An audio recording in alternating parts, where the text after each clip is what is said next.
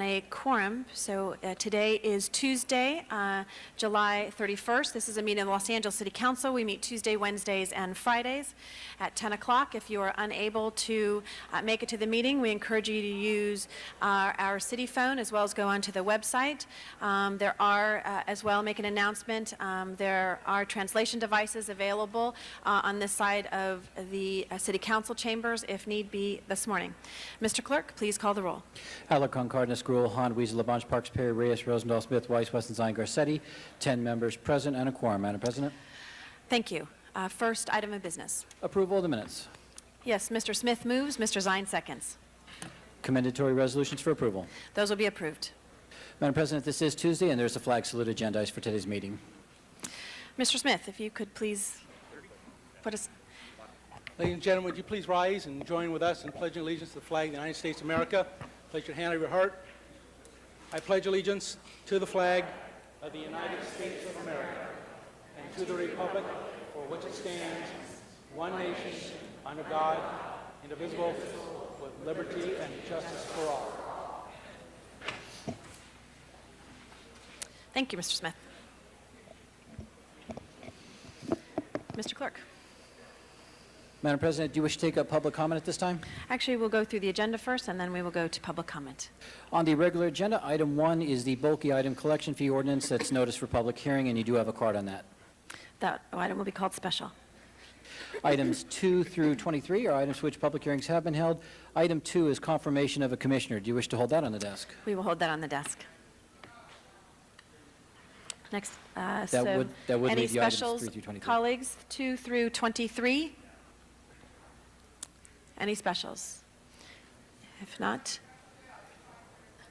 Madam Clerk, open the roll, close the roll, tabulate the votes. 10 ayes. Those items have been approved. Next items? And the ordinances will go over 1 week. Thank you. Items 24 through 31 are items for which public hearings have not been held. 10 votes are required for consideration, and there are cards on item 30. That item will be called special. Now, there are specials, colleagues?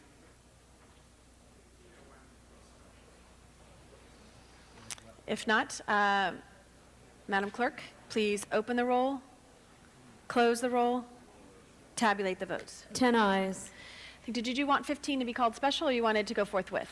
No, special, just to have a discussion in this moment. So we need to reconsider that item. Madam Clerk, if we can reconsider item number 15, open the roll, close the roll, tabulate the votes. 10 ayes. That item will be called special. Next items? On the continuation agenda, items 32 and 33 are items noticed for public hearing. Thank you. We do not have any cards on those items. Any specials on 32 or 33? If not, Madam Clerk, please open the roll, close the roll, tabulate the votes. 10 ayes. Those items have been approved. Next items. Item 34 is an item for which public hearing has not been held. 10 votes are required for consideration. Okay. Mr. Rosendahl would like to call that special. Next item? And item 35 is the closed session item. Do you wish to hold that on the desk? Yes, we will hold that on the desk as well. That would take care of the items called special. Do you wish to go back to public comment? Thank you. If we could first take our commissioner, and then we will go to public comment. Item 2 is the reappointment of Reverend Murray to the Los Angeles Homeless Services Authority. Reverend Murray, would you like to join us at the table?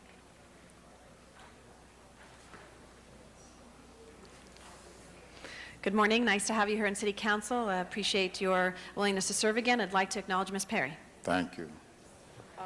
Thank you, Madam Chair, and I know Mr. Wesson will say a few words also. It was a real pleasure to speak with Reverend Murray this morning, and Mr. Wesson thanked him for his service, as did I, and we're very grateful that he has willingness to continue to give his input and expertise from his many years of ministry, and I urge a unanimous vote. Thank you. Mr. Rosendahl.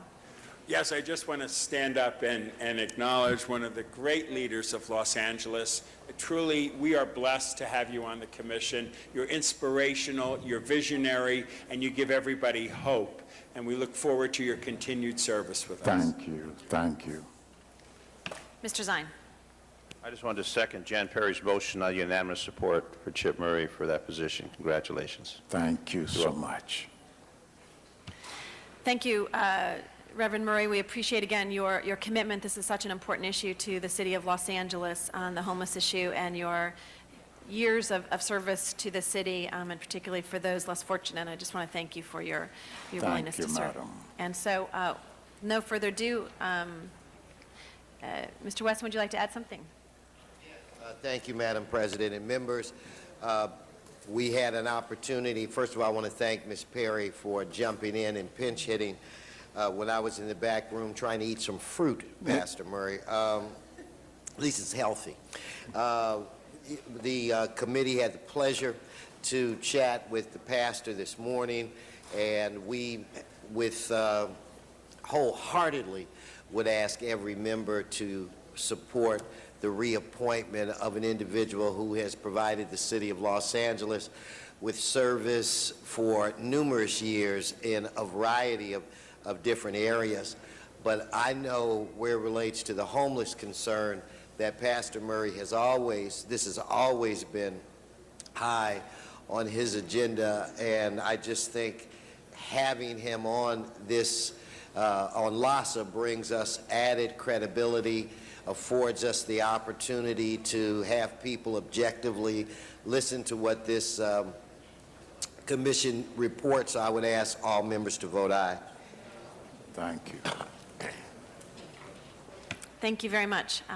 Madam Clerk, if you would open the roll on this appointment, close the roll, tabulate the votes. 11 ayes. Thank you very much.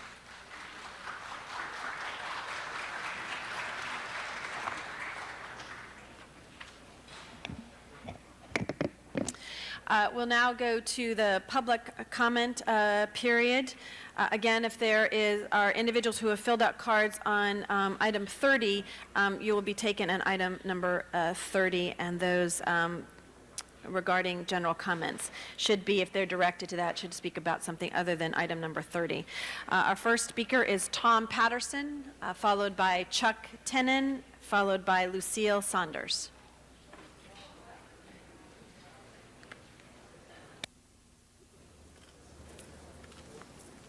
Good morning, Mrs. Gruhl and members of the council. I'm here to speak on the double standard on environmental impact reviews. This morning in the LA Times, the reporter didn't quite get it right when she talked about your concern for environmental impact reports. We've been trying for a year to get you to order an environmental impact report on multiple projects in Valley Village, two concurrent projects in particular, one that has 120,000 square feet of surface and 390,000 square feet of construction on a street that's substandard, that has only 2 travel lanes. That's the on-ramp and off-ramp exit to the Hollywood Freeway, and that's within 500 feet of the 3,000 school North Hollywood High School. You've been totally missing in action, Mrs. Gruhl. You've had a traffic study that you've sat on since March. We've had to take the initiative, and by the developers contacting me and saying, can't we work something out? I said, yes, we can work something out. We'll work out mitigations. And that's what we're doing. We're having to do the job that the city should have done, in ordering an environmental impact report on cumulative impacts. I'm glad that you're finding environmental impact religion, and I hope that'll be your policy in the future. Thank you. Mr. Tenon.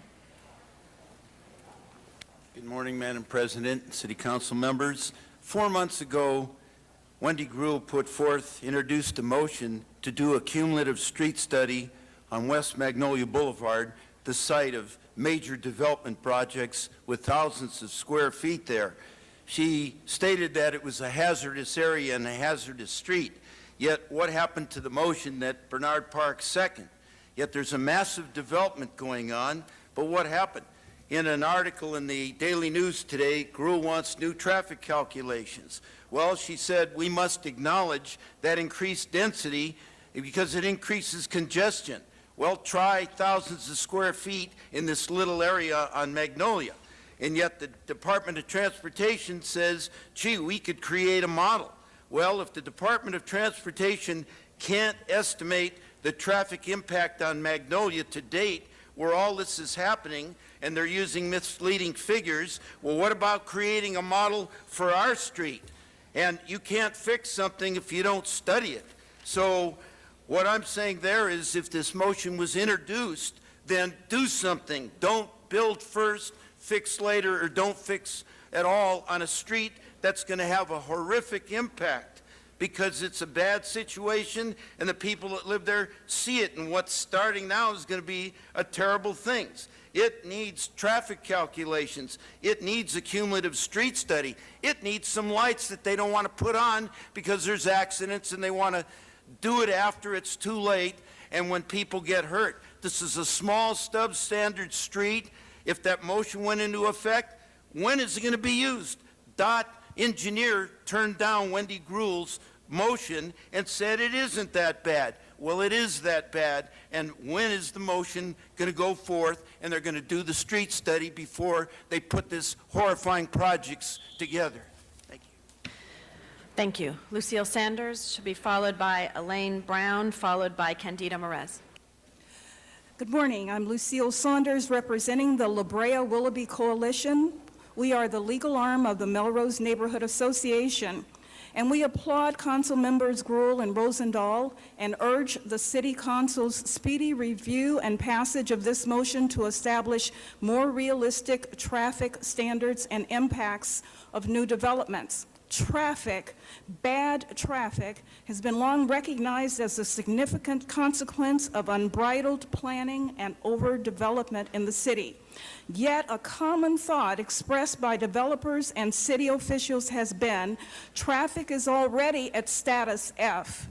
And I appreciate the council's attention when we're talking about this important land use and traffic matter. Traffic is already at status F, and this is the worst indicator on a scale of 1 to F, and a major problem throughout Los Angeles.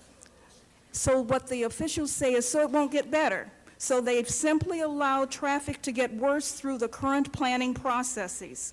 Traffic is already at gridlock where I live in Council District 5. Yet, my neighborhood association is now in the second year of asking for greater city oversight of traffic as a significant negative impact of overdevelopment and in the entire planning process of the proposed La Brea Gateway project adjacent to our low-rise residential neighborhood.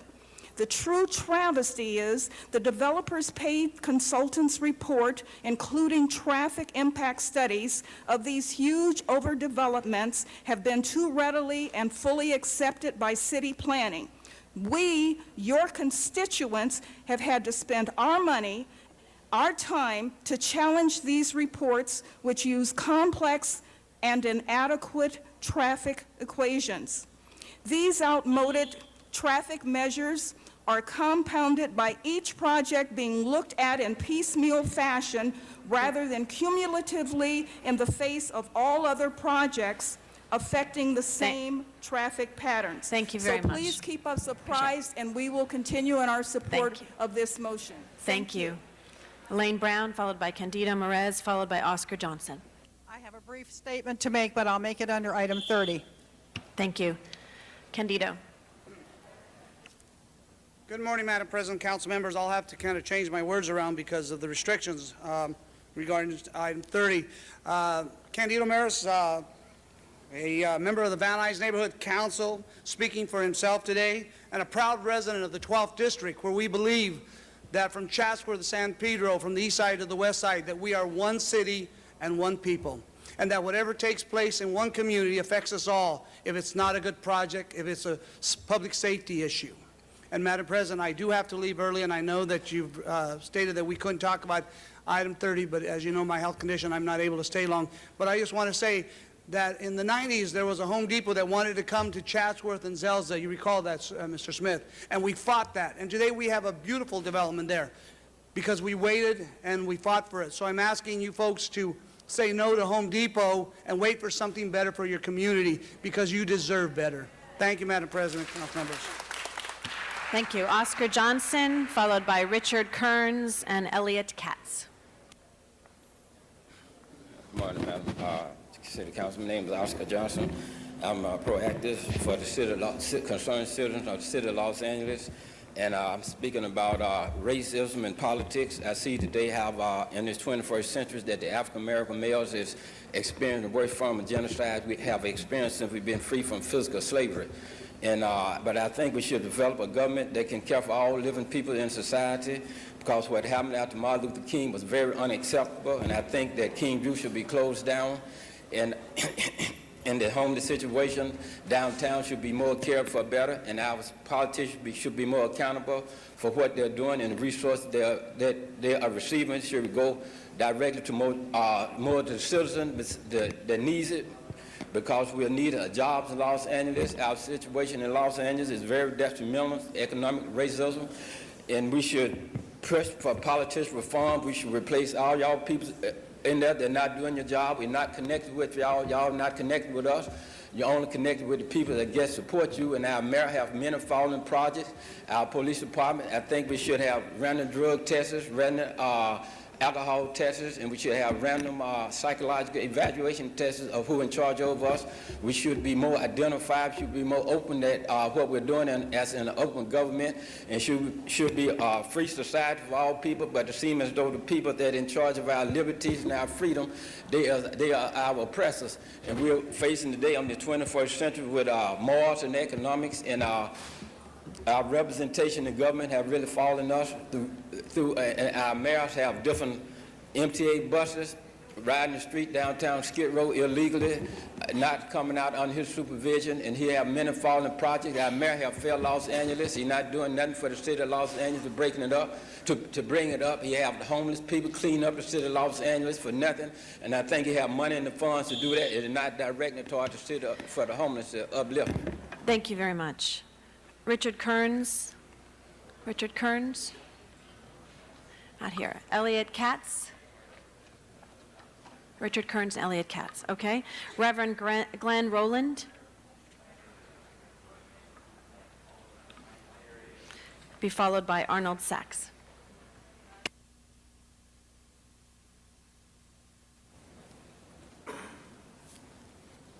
Good morning, Madam President and members of the council.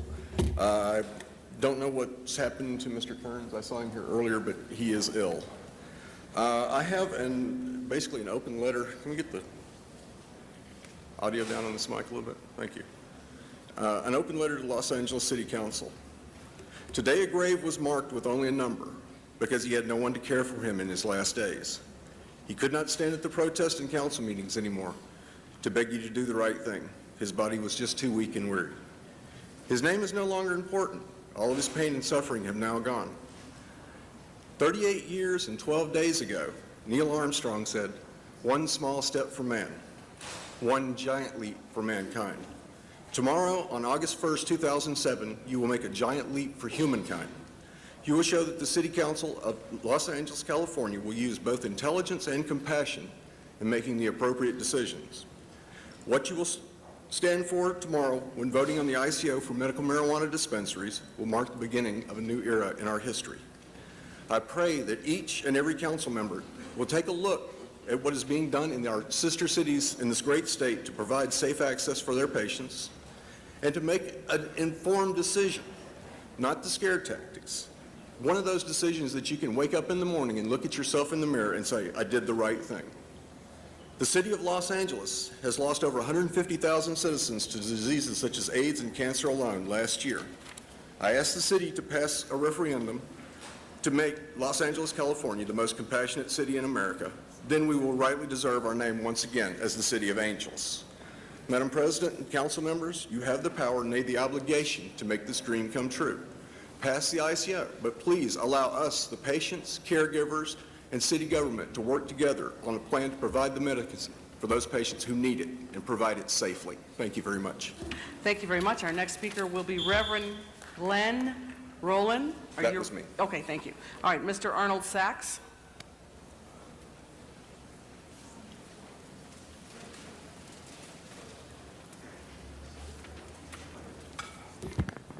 Good morning, council members. Thank you very much. Arnold Sachs. A few things from last week that I didn't finish up with. At the MTA board meeting on last Thursday was no city council representative available to show up. And for Mr. Rosendahl, I would kindly ask that you check with either Councilman Reyes, who sits on the Foothill Gold Line Extension Board, or with Supervisor Molina to find out how the East Side Extension was funded for construction without a corresponding construction authority at almost $150 million per mile. The Gold Line cost $60 million per mile, and the Expo Line $75 million per mile. And finally, I wanted to speak on special events today, but I didn't get a card in time, so I'll use some public time now.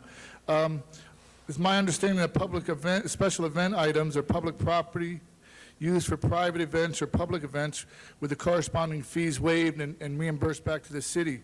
So I would really ask that the lease agreement at LAX between the authorized taxi cab supervision, a nonprofit organization, and the catering truck firm, that they get $27,000 per month for leasing city property, that the city receives no funding, be listed as a special event, as that is public property being used with no reimbursement to the city, and the nonprofit organization, authorized taxi cabs supervision, getting $27,000 for using public property. Thank you very much. Thank you very much. Let's cut away to the San Fernando Valley for a minute for Sharon Brewer and Donna Pearman. Oh, sorry. Warning, please. Sharon Brewer, Recreation and Parks, Contracts and Permits. City Council, please investigate the awarding of contracts and permits by Recreation and Parks. I've spoken about the concession agreement to operate the Sepulveda Basin Mobile Food Concession, which was issued to the party in the closed session item back in February 2001, with specific amounts stated for each month. November 30th, 2005, an extension agreement was issued to this person and shall continue on a month-to-month basis pending release of a new RFP and execution of a new concession agreement. Again, the RFP was to be put out back in November 2005, 1.5 years ago. When this extension was issued in November 2005, Recreation and Parks made no adjustment to the monthly amounts determined by Rec and Parks back in February 2001. Today is July 31st, 2007, and the city is still getting amounts determined back in 2001, over 6 years ago. This person has been doing business with the city since back in the 1990s, and when he enters into a contract, he knows exactly what he is doing. Some Recreation and Parks general manager reports regarding this individual. Excuse me, Madam President. This is an item that is agendized today, so general public comment should be reserved for items not agendized. Ma'am, if you could please comment on items that are not on the agenda during public comment. And if you wish to speak on an item that is on the agenda, you'll have the opportunity to do that in just a moment. As far as I know, you didn't call that item special, so that's why I did public comment. We're in public comment right now. Public comment is reserved for items that are not on the agenda. Thank you.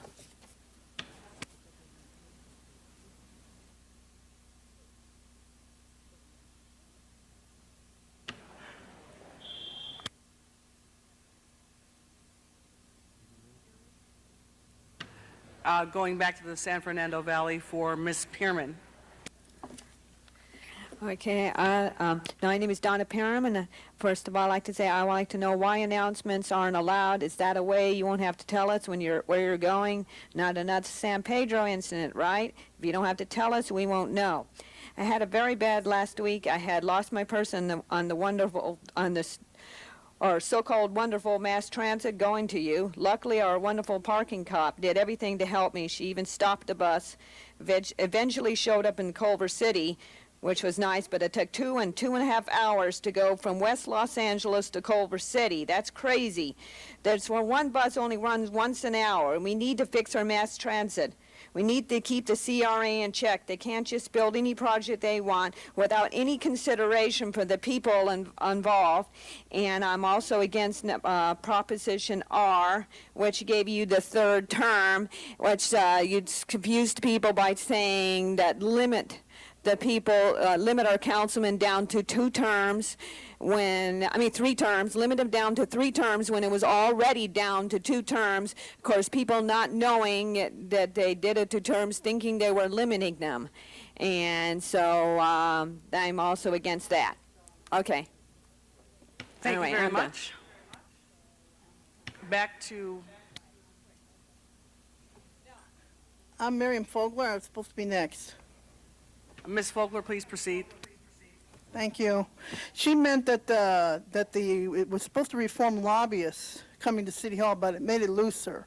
So obviously you loosened up the laws here, so make it easier to gain more money and to also have an extra term, which should have been through the initiative process that have been put on the ballot by 15 members, which to me is a dictatorial regime, which is called a stocracy instead of a democracy. Anyway, I'm going to tell you, Mr. Sachs asked the other day about CRA. Well, it is a private agency, but it receives public money, and it also gets public land, sometimes through acquisitions, or sometimes the city council will just let them build things on public land, like the Grand Avenue project, and your wonderful, your Roman Catholic Church on First and Street. Anyway, they got all sweetheart deals when you're talking about people getting private projects on public land, especially when they get awnings and free fixing of their property. They get sweetheart deals to support the CRA, the agency I call it, the one who's taking up all our money from the city, and that's why we have a big deficit and bankruptcy. By the way, the address is 354 South Spring Street.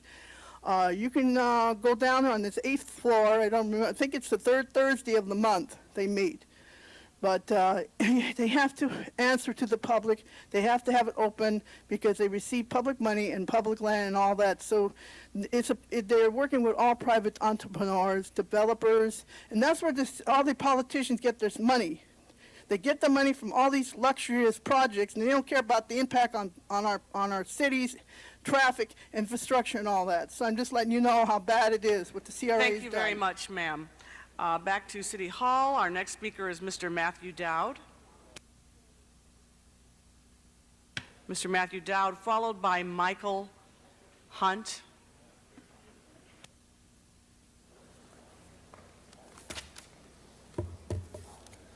Thank you very much. Matt Dowd and Michael Hunt. We just won a huge lawsuit against the City of Los Angeles over Venice Beach vending. And you know why? Because they outlawed all T-shirts, yet quite plainly we can see political T-shirts here that convey a message. And that's what's protected by federal law in this country. And I'll tell you why it's protected, because the Supreme Court ruled that you can even sell any item that's protected with, that's inextricably intertwined with your message.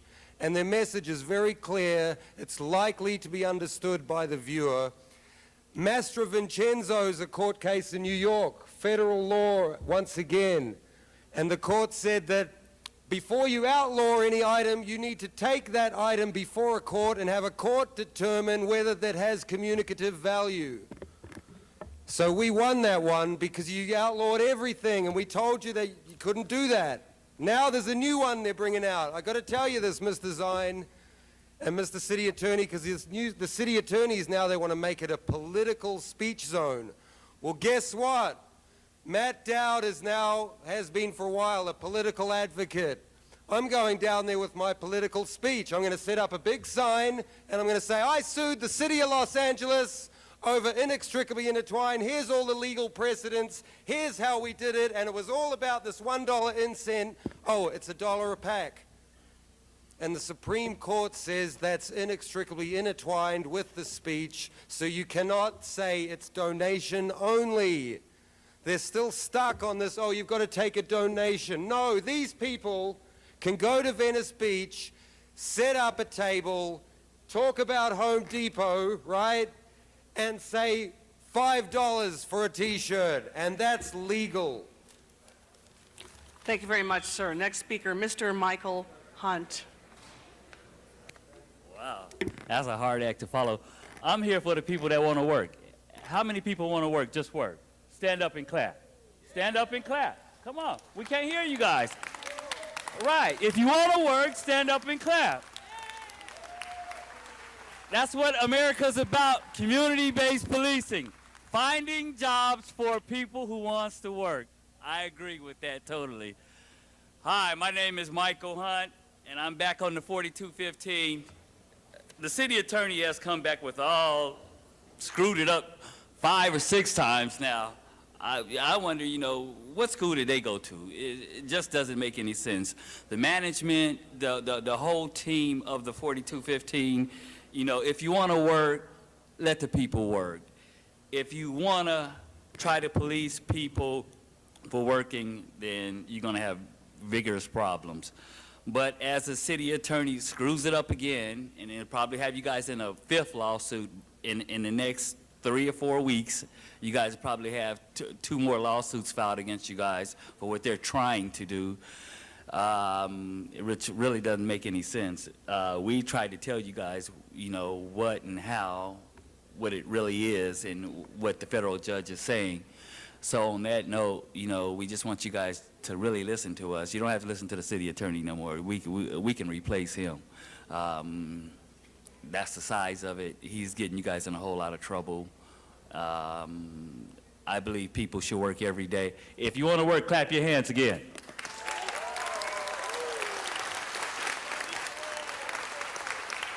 That's what you guys got to stand up and tell them. It's called community-based policing, keeping the people out of trouble. Our next speaker is Mr. Richard Kraus. Mr. Richard Kraus, followed by Elliot Katz. Next speaker is Mr. Richard Kraus. Is Mr. Kraus present?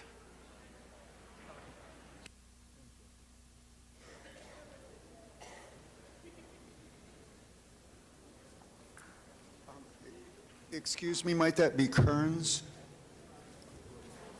Probably. It's just hard to read. I'm sorry, I was feeling ill a moment ago and downstairs. Thank you for letting me speak. My name is Richard Kearns. I'm a 56-year-old gay Angelino alive with AIDS for more than 20 years. I'm a medical cannabis patient and advocate. I am a new media citizen, journalist, and poet. I heard the word allegedly in the news report yesterday. It's been a while, allegedly.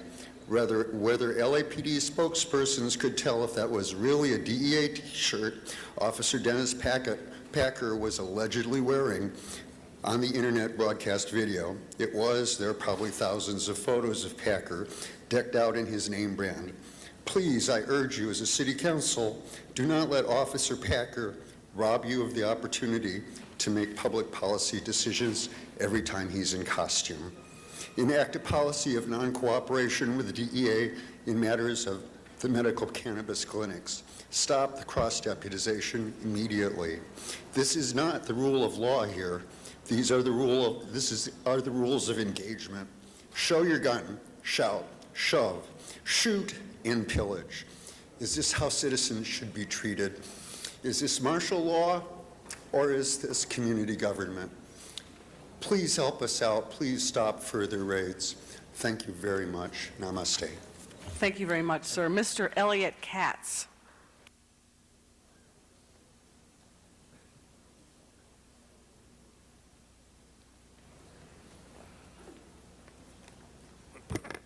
Good morning. My name is Elliot Katz. I'm a resident of Los Angeles. First of all, I don't want to burn this issue out. It's very important still. I felt like I watched history in the making last week when the medical marijuana issue was dealt with. I'm a patient. I have no financial motivations or interest in any of this. It's just a matter of my health. There's something that's been excluded from all of the language that we've been using, and that it has to come from somewhere. And there are growers, there are suppliers, and they're being left out of the loop. And truly, without them, I don't live, you know? So I'm asking the council to start considering offering the suppliers and the growers the same courtesy and support you showed the dispensaries and the patients last week. Thank you very much. Thank you very much, sir, and that marks the end of our public comment period. So public comment is now closed. Mr. Clerk, what is our next item? Item 1 was called special for cards from the public. All right. Mr. Jim McQuiston.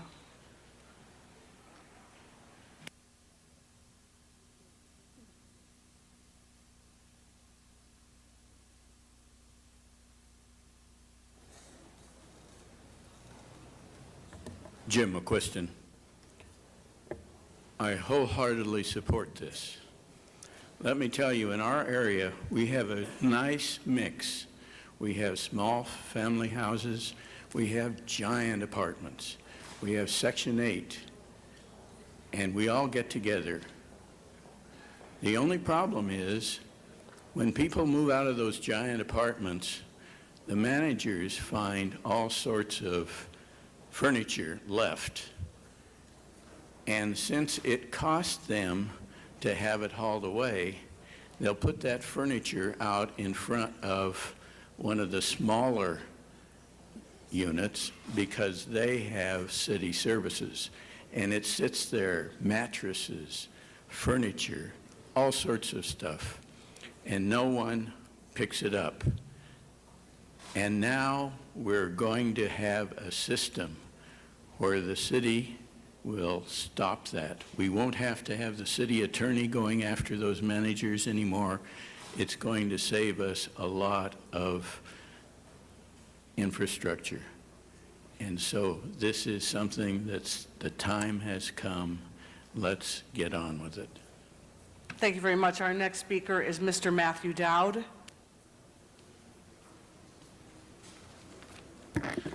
Thank you. Yeah, just want to let people know that we're having trouble getting police in this town because of these trash fees that are being collected, but the money's not ending up where it's supposed to.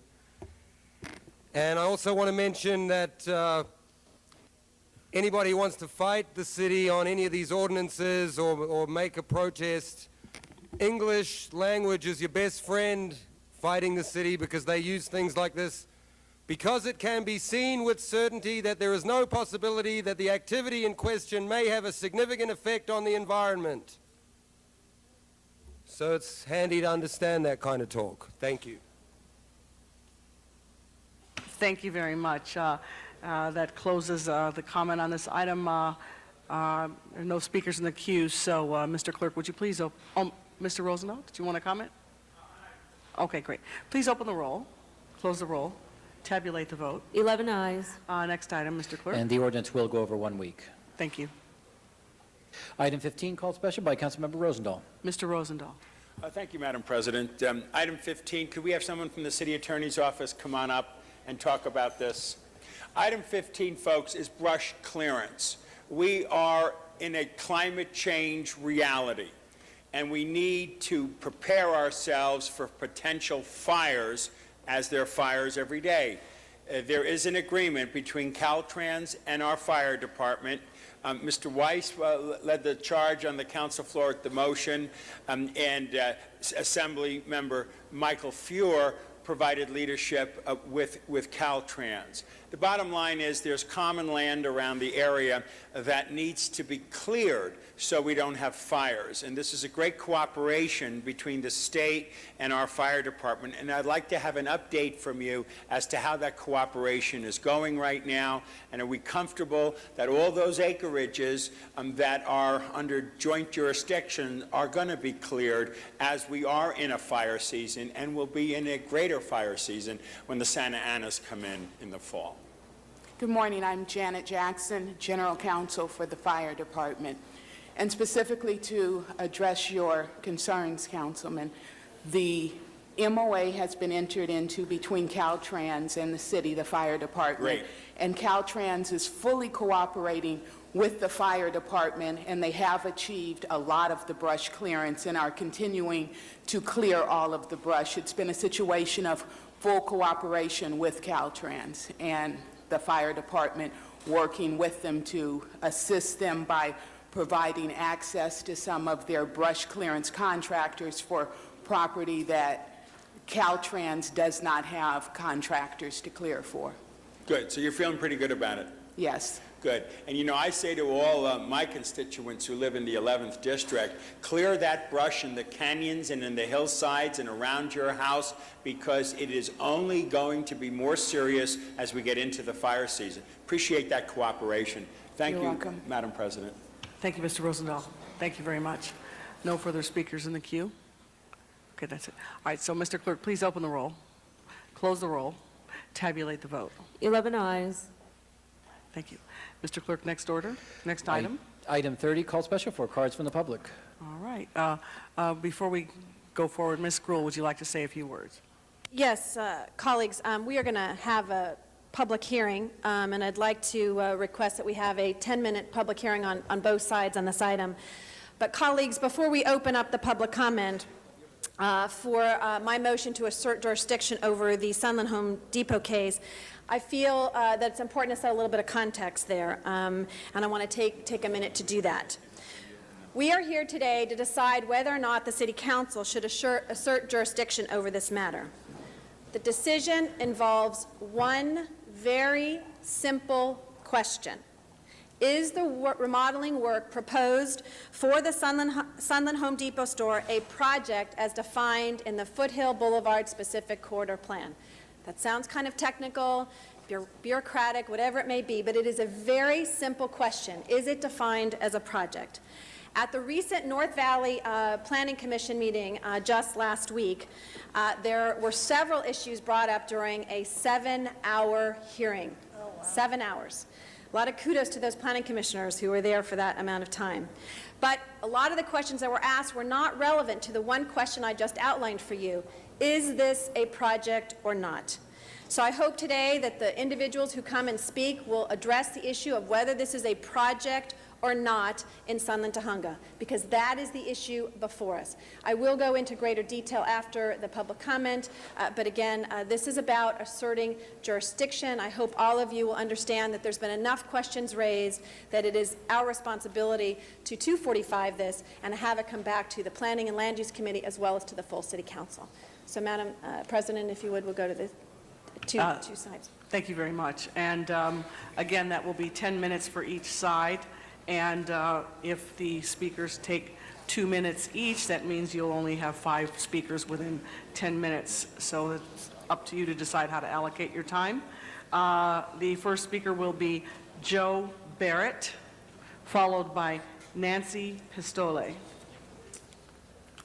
Good morning, Madam President, council members. My name is Joe Barrett, and I represent the grassroots group, Sunland Tujunga Alliance, and the No Home Depot campaign. We will have 3 speakers for you today: Nancy Pistole, Robert Kuhn, and Mark Sellers, our legal counsel. Thanks.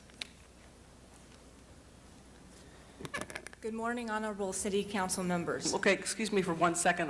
What we'll have to do then, we're going to let them allocate their time however they wish. Okay, go ahead. My name is Nancy Pistole, representing the Sunland Tujunga Alliance. The Sunland Tujunga Alliance No Home Depot campaign is an authentic grassroots group which was created to inform, educate, and bring people together about land use and planning issues that affect our community. Home Depot applied and received permits for tenant improvements to remodel a former Kmart building. We appealed that action, and on March 9, 2007, Associate Zoning Administrator Gary Bucher, acting on behalf of the Director of Planning, Gail Goldberg, released his findings that the Home Depot tenant improvement permit was issued in error. In his 32-page written determination, he declared, quote, that the construction activity is herein determined to be a project that shall be subject to project permit compliance review with the provisions of the Foothill Boulevard Corridor Specific Plan pursuant to Section 11.5.7-C of the Los Angeles Municipal City Code, unquote. On page 30, he states, quote, "It appears that the weight of the detailed evidence provided by the appellant overwhelmingly supports the conclusion that structural alterations have occurred that are beyond that which should be reasonably classified as tenant improvements for an interior remodel.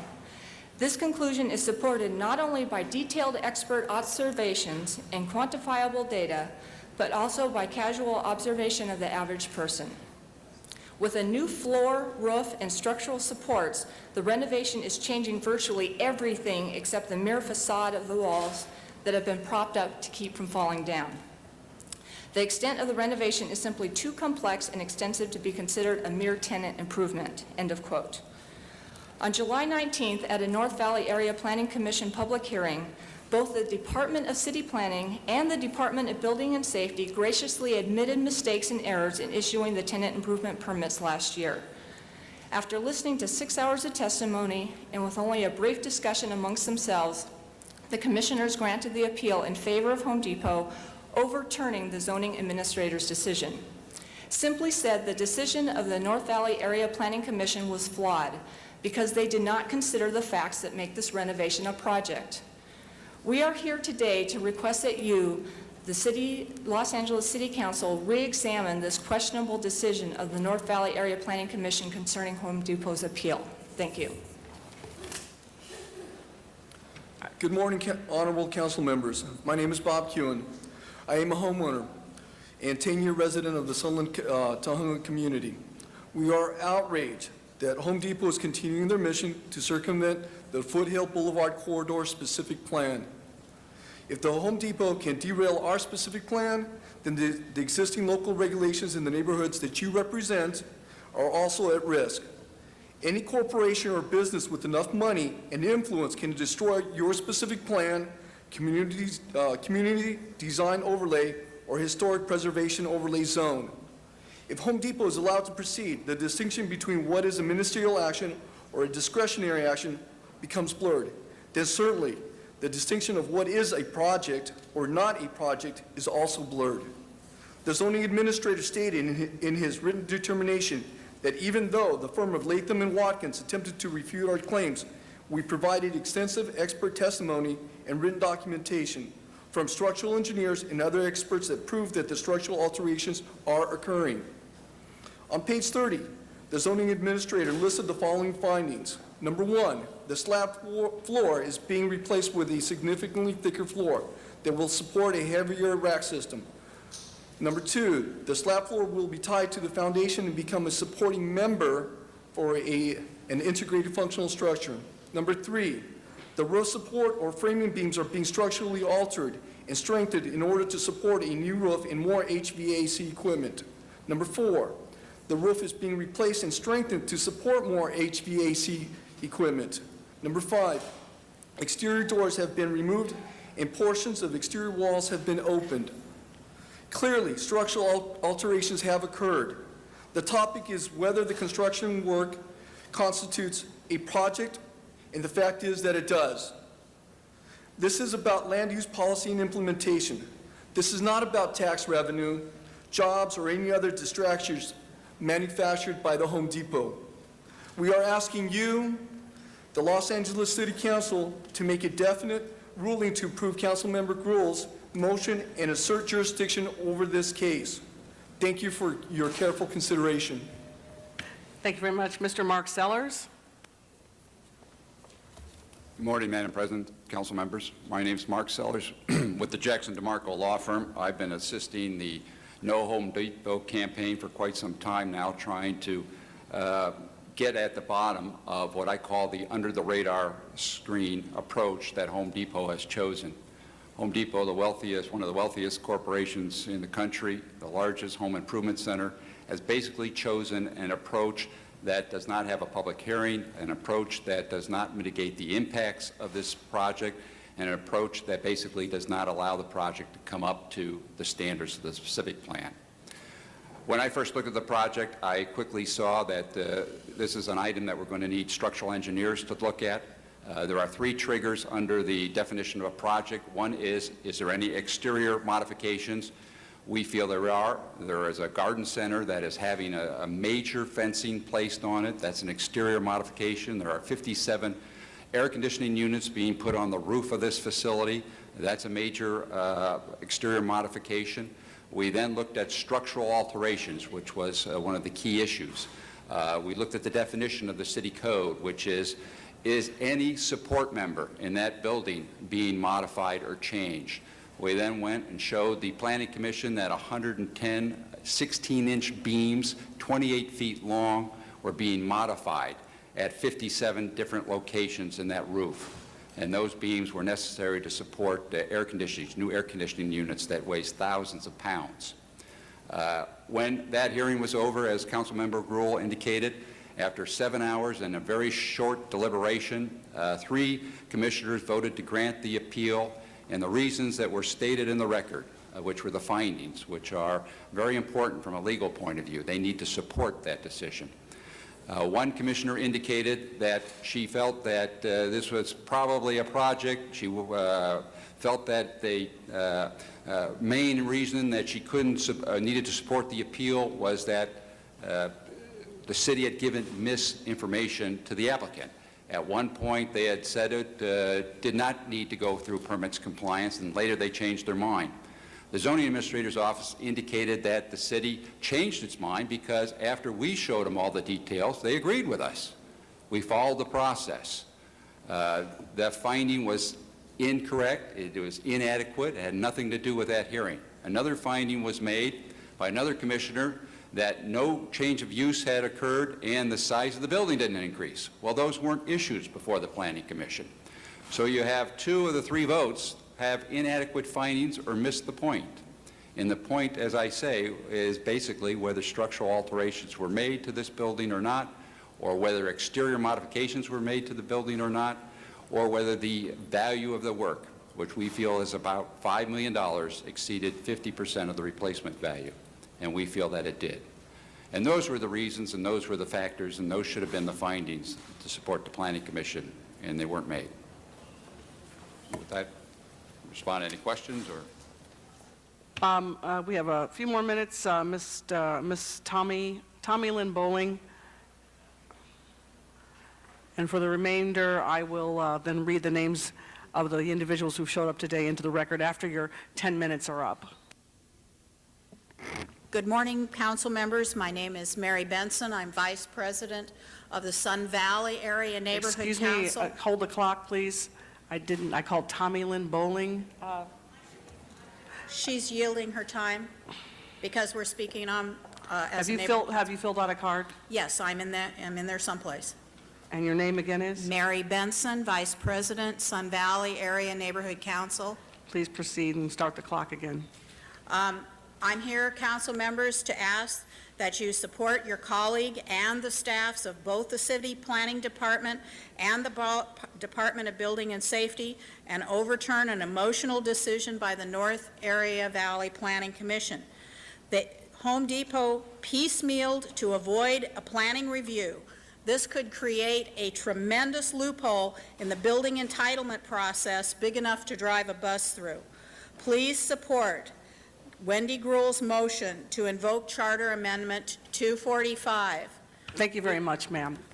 10 minutes is up, and before we start the other side, as a courtesy so that we can acknowledge individuals who took the time to come here today, I will read their names into the record. Mr. Mark Siegel, Miss Elaine Brown, Carol Pettigrew Stendel, Francine McCartney, Lydia Grant, David Kane, Roberta Cole, Alice Debent, Mary Louise Ekman, Cindy Cleghorn, Dan McManus, Nina Royale, I believe it's George Weddington McCreary, Jim Alger, Alan Rodriguez, Alexandra Squires, Sandra Moore, Nicole Penicky, Jose Yislis, Peter Moen, Karen Glazer, Bud Terusa,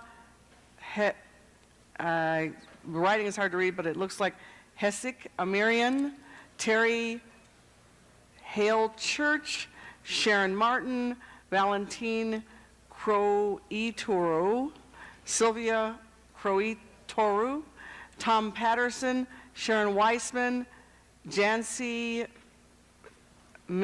it's hard to read again, but Misalayan, Soledad Garcia, and I want to thank you all for coming down and speaking, coming down and allowing us to enter your names to the record. And now, Mr. Clerk, if you would begin the 10 minutes for the other side, and I will begin calling their names.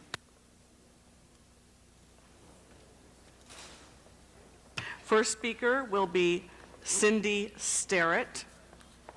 And again, that's 10 minutes for each side. Council members, I'm Cindy Sterrett from Latham & Watkins on behalf of Home Depot. I'd like to say that this is a momentous occasion. It's the first time this full city council has ever been asked to overturn a building permit.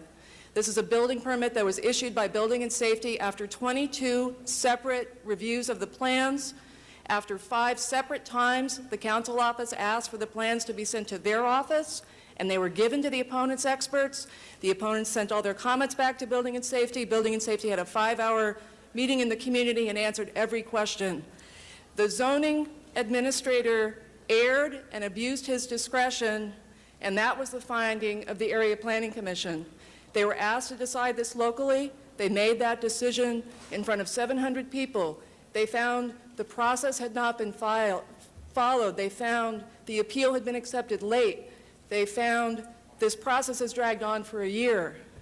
The city exposes itself to significant legal liability when it does not follow the rules. It doesn't allow the integrity and objectivity of the building permit process to proceed. Taking jurisdiction here would set an extreme precedent for what businesses need to do to remodel a building, to bring it up to code, to make it energy efficient. The city needs to encourage such reinvestment, not to discourage it by taking jurisdiction today and reviewing this permit. The city creates liability exposure when the permit process cannot go forward, and we ask you to deny jurisdiction today. Mr. Bill Delvac.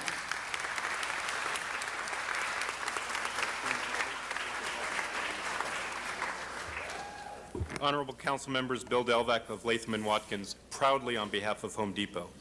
The Council should not assert jurisdiction over a ministerial building permit to remodel one store, or there will be no certainty to the permit process. Do-It Hardware, a competitor of Home Depot, is partly funding the campaign to keep Home Depot out. Competitors should not be permitted to manipulate the process for anti-competitive reasons. Accepting jurisdiction here will only encourage this abuse and will retard economic growth throughout the city, thereby eroding badly needed tax revenues to fund essential public services. Opponents even testified that they should shop at Home Depot outside the city of LA in order to improve their homes, thereby sending their sales tax revenues to other jurisdictions. In fact, Home Depot is welcomed by many in the community who see the jobs that it will bring. Today, you will hear from a few of the many people who spoke at the APC. I am offended by the attack on our supporters, decent, hardworking people, many of whom don't own cars, for voluntarily taking their time to participate here. Would all of our supporters please stand up? I trust the Council joins me in welcoming their participation here today. Reversing the APC would have a chilling effect on investment, especially in neighborhoods that need it most. Therefore, we respectfully urge you to deny jurisdiction. Thank you. Thank you very much. Mr. Francis Park.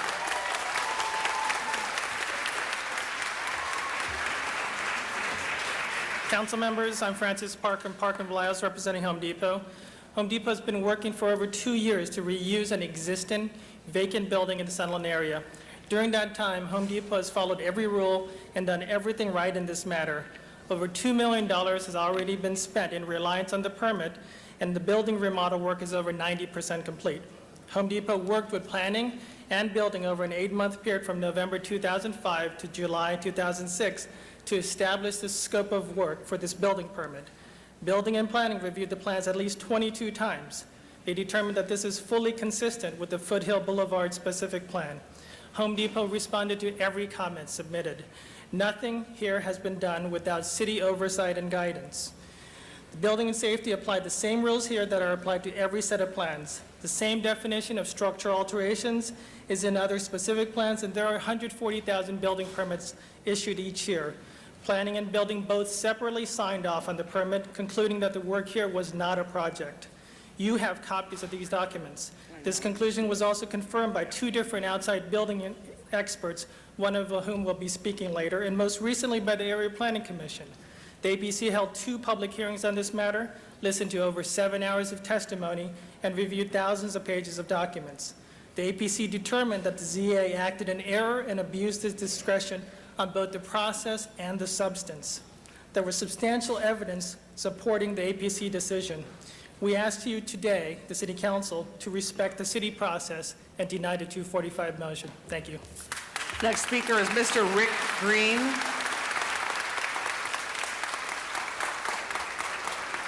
Madam President, members of the City Council, my name is Rick Green. I'm the Los Angeles Real Estate Manager for the Home Depot. We're here today to ask you to affirm the building permit and to deny taking jurisdiction in this matter. After the civil arrest that occurred in 1992 in the city of Los Angeles, the city asked Home Depot to invest in economically impacted areas of the city, and we did that. Our jobs that come in the neighborhood of over 200 per store are good paying, they're above cities, livable wage, they come with full-time and part-time medical health benefits, domestic partner benefits, and many with education tuition for colleges paid as well.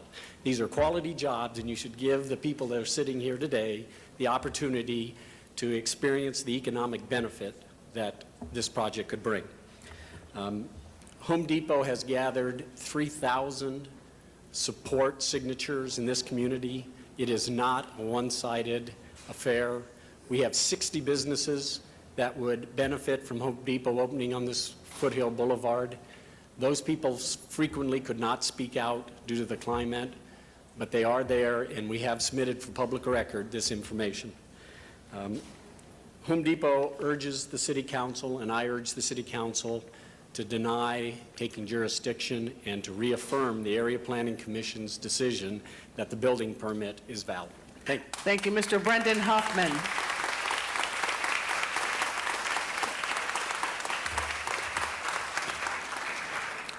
Good morning, council members. My name is Kevin Chakrin. I called for Mr. Brendan Huffman. All right. Sorry. Good morning, council members. Brendan Huffman, CEO of VICA, the Valley Industry and Commerce Association. I'll be brief, and to answer Ms. Gruhl's question, I don't know whether this is a project or not, and apparently neither does the city. We have city agencies that are contradicting each other in their definition and interpretation. That is not just of concern to VICA's members, it's alarming that a permit approved by one agency could be appealed down the road and then taken up by the City Council after the Area Planning Commission does a thorough review and analysis of whether this permit is appropriate and consistent with the plans for that area. In the interest of time, I'm going to stick to that, and VICA urges the City Council to stick to the original issuance of the permit by Building and Safety and the interpretation of the Area Planning Commission. Thank you. Vanessa Rodriguez.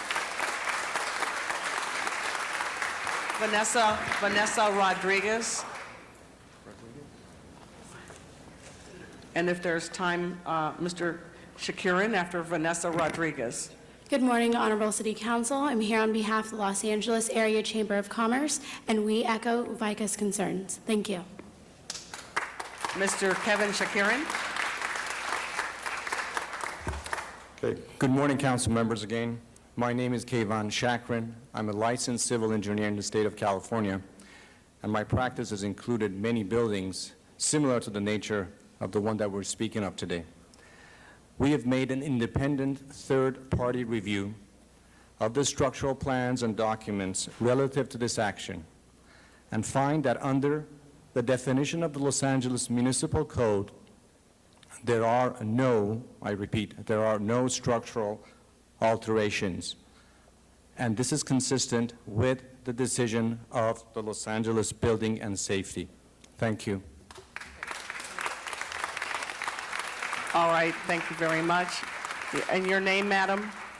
Hi, my name is Silvia Cretorui, and I work on Home Depot in San Fernando. Elaine, I'm sorry, ma'am, we don't have a card for you. Can you hold the clock, please? Elaine Brown, who gave up time during public comment. Oh, the other side, all right, we'll wait till this time runs out. Now, your name again, ma'am? Silvia Croitoru.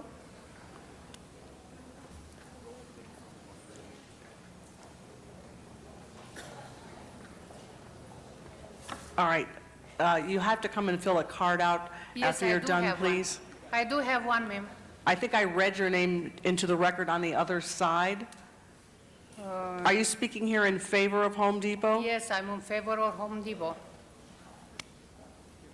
How do you spell your last name? Croitoru, C-R-O-I-T-O-R-U. Please go ahead, and then please fill out a card afterwards, would you? Okay, I'll do We can't locate your card. All right, you can start the clock again. Thank you. My name is Silvia Croitoru, and I work in Home Depot in San Fernando. Please give our community a chance. Let Home Depot come here without any more problem. Kmart is gone. I miss it too, especially since I work in there full-time 13 years.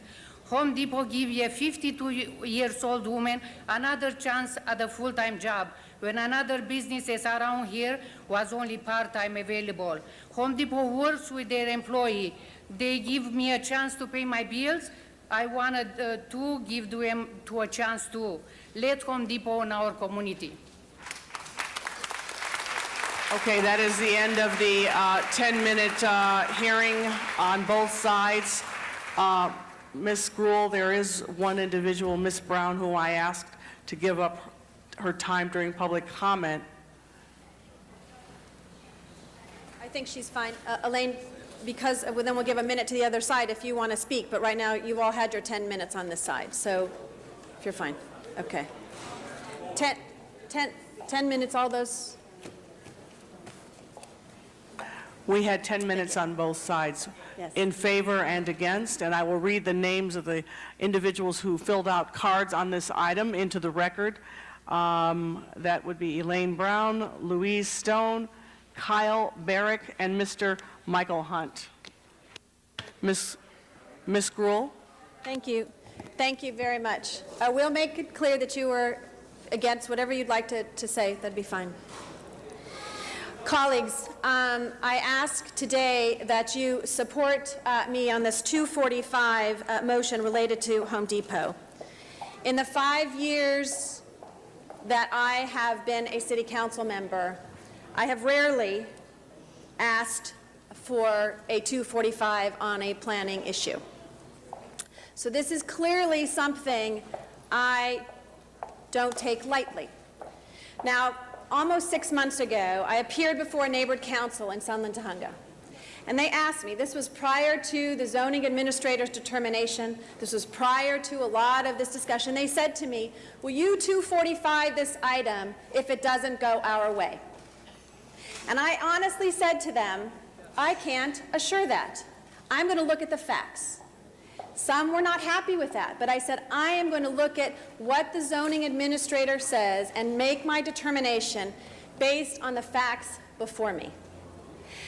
And so today I stand here very strongly, knowing that the 30-some-odd page document that was done by Gary Boer and Gail Goldberg was a thoughtful and a very detailed review of whether or not this is a project or not. I just want to say a couple of things about what was comments here today, because I made it before. This is not about job creation today. As you know, I am one of the strongest business advocates on the City Council. This is about whether it is a project or not. All of the other issues about bringing tax revenue, about it being about jobs, all of that are important issues. That's not before us today.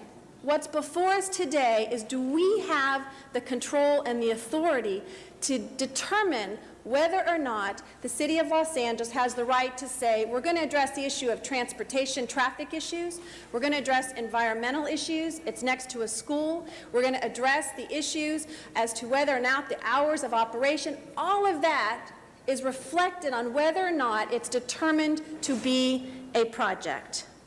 And so, as you look at this issue, and so many questions were raised at the last public hearing in the Planning Commission, I ask for your vote so that we can have a hearing in front of this body, which will need to create a consistent legal record for the City of Los Angeles. There are many questions that need to be answered. How can the amount of structural construction that has gone on the site not constitute a project under the specific plan? How could it not be considered a structural alteration if you retrofit the roof and add 114 new steel beams in the roof structure? If Home Depot ties the slab floor to the foundation and becomes a supporting structure, haven't we crossed the threshold of structural alteration? But before we can hear the answers to all of those questions and discuss the merits of the case, we need to assert jurisdiction. People have asked, why does it matter if it's a project or not? It's been a very difficult thing to be able to explain to people why this matters. Well, as a council member, each of us in this room have had to address the issue. If it's deemed a project, it would be subject to environmental review, allowing the city to mitigate that traffic and other impacts generated in this community. It will also require the Home Depot to meet the guidelines in the specific plan that were put into place to create a higher quality of development along the Foothill Corridor.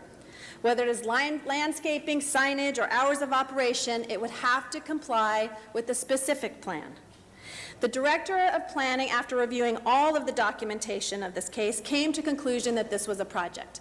Now, I have to tell you, I had no idea what the Planning Department was going to do. I told them to do what they thought was right, to review all of the facts. And they determined that, in fact, the extent of the renovation is simply too complex and extensive to be considered a mere tenant improvement. The Director of the Planning Department stated, the reasonable conclusion that sufficient structural alterations have occurred for a project and is therefore subject to permit compliance review. Now, there's language here that defines what a project is, and we can give you that code, but I believe very clearly that after the evidence presented, you will conclude that the new Home Depot construction is a project according to the specific plan. The 3 appeals in this case, due to the project's technical nature, have gone back and forth. LA Department of Building Safety initially rejected the community's appeal on the ground that the work was not a project. In the second appeal, the Director of Planning decision concluded that the extensive remodeling was a project. Building and Safety stated at the Planning Commission last week that it was a project. Now, you have to know that when Home Depot came in and put in their first application, they had all kinds of changes they wanted to make. And they actually had to pull things back because it was constituted a project in the first review. And they went back and forth. If Home Depot had followed the rules initially and been deemed a project 2 years ago, they would be open today. So this is not the fault of the City of Los Angeles because they chose this path. Now, you know, in last week, the vote was 3-2 in the Area Planning Commission. We should all be concerned about the record, state of the record in this case, and I have a great respect for the Planning Commission, but I fear that the discussion and the unclear findings that accompanied their North Valley Area Planning Commission in this case, particularly in great light of the detail and clarity in the Director's action, over 30 pages, could leave the city in a vulnerable position. Because of these inconsistent verbal findings, I believe the only prudent action for this body is to hear the item before us and render a decision that will both clarify, create clarity for both building and safety and planning on interpreting the local specific plan. Now, there have been a couple of issues raised whether or not this using the building and safety permit review process. That exists in the City of Los Angeles. It exists that you can appeal it. in the city of Los Angeles. That's not something I created. That is something that has been here for a long time. Of course, we don't want every building permit in the city of Los Angeles to be challenged. But this is an environmental issue in this community and how it is impacted, and the kinds of decisions that we need to make as elected officials. And again, there's enough confusion that I believe it is critical that we do this.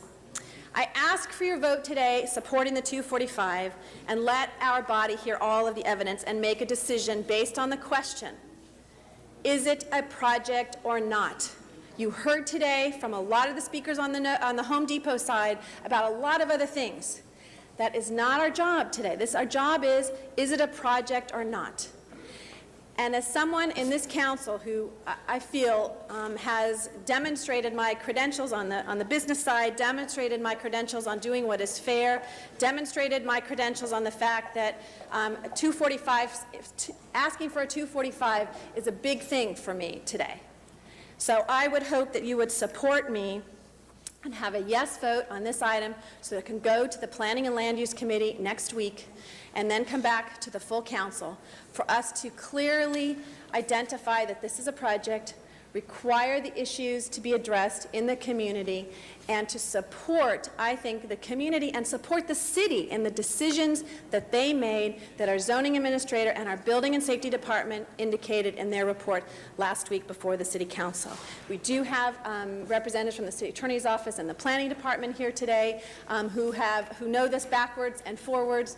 And colleagues, this is not, and I will end, this is not a popularity contest of how many people we can get here or out in the different places. This is about what is the right thing to do and what is fair. And so I ask you today to support me on the 245 that we can assert jurisdiction. Thank you, Ms. Gruhl. Our next speaker will be, please, so we can proceed with the meeting, Mr. Zine is our next speaker. Mr. Zine.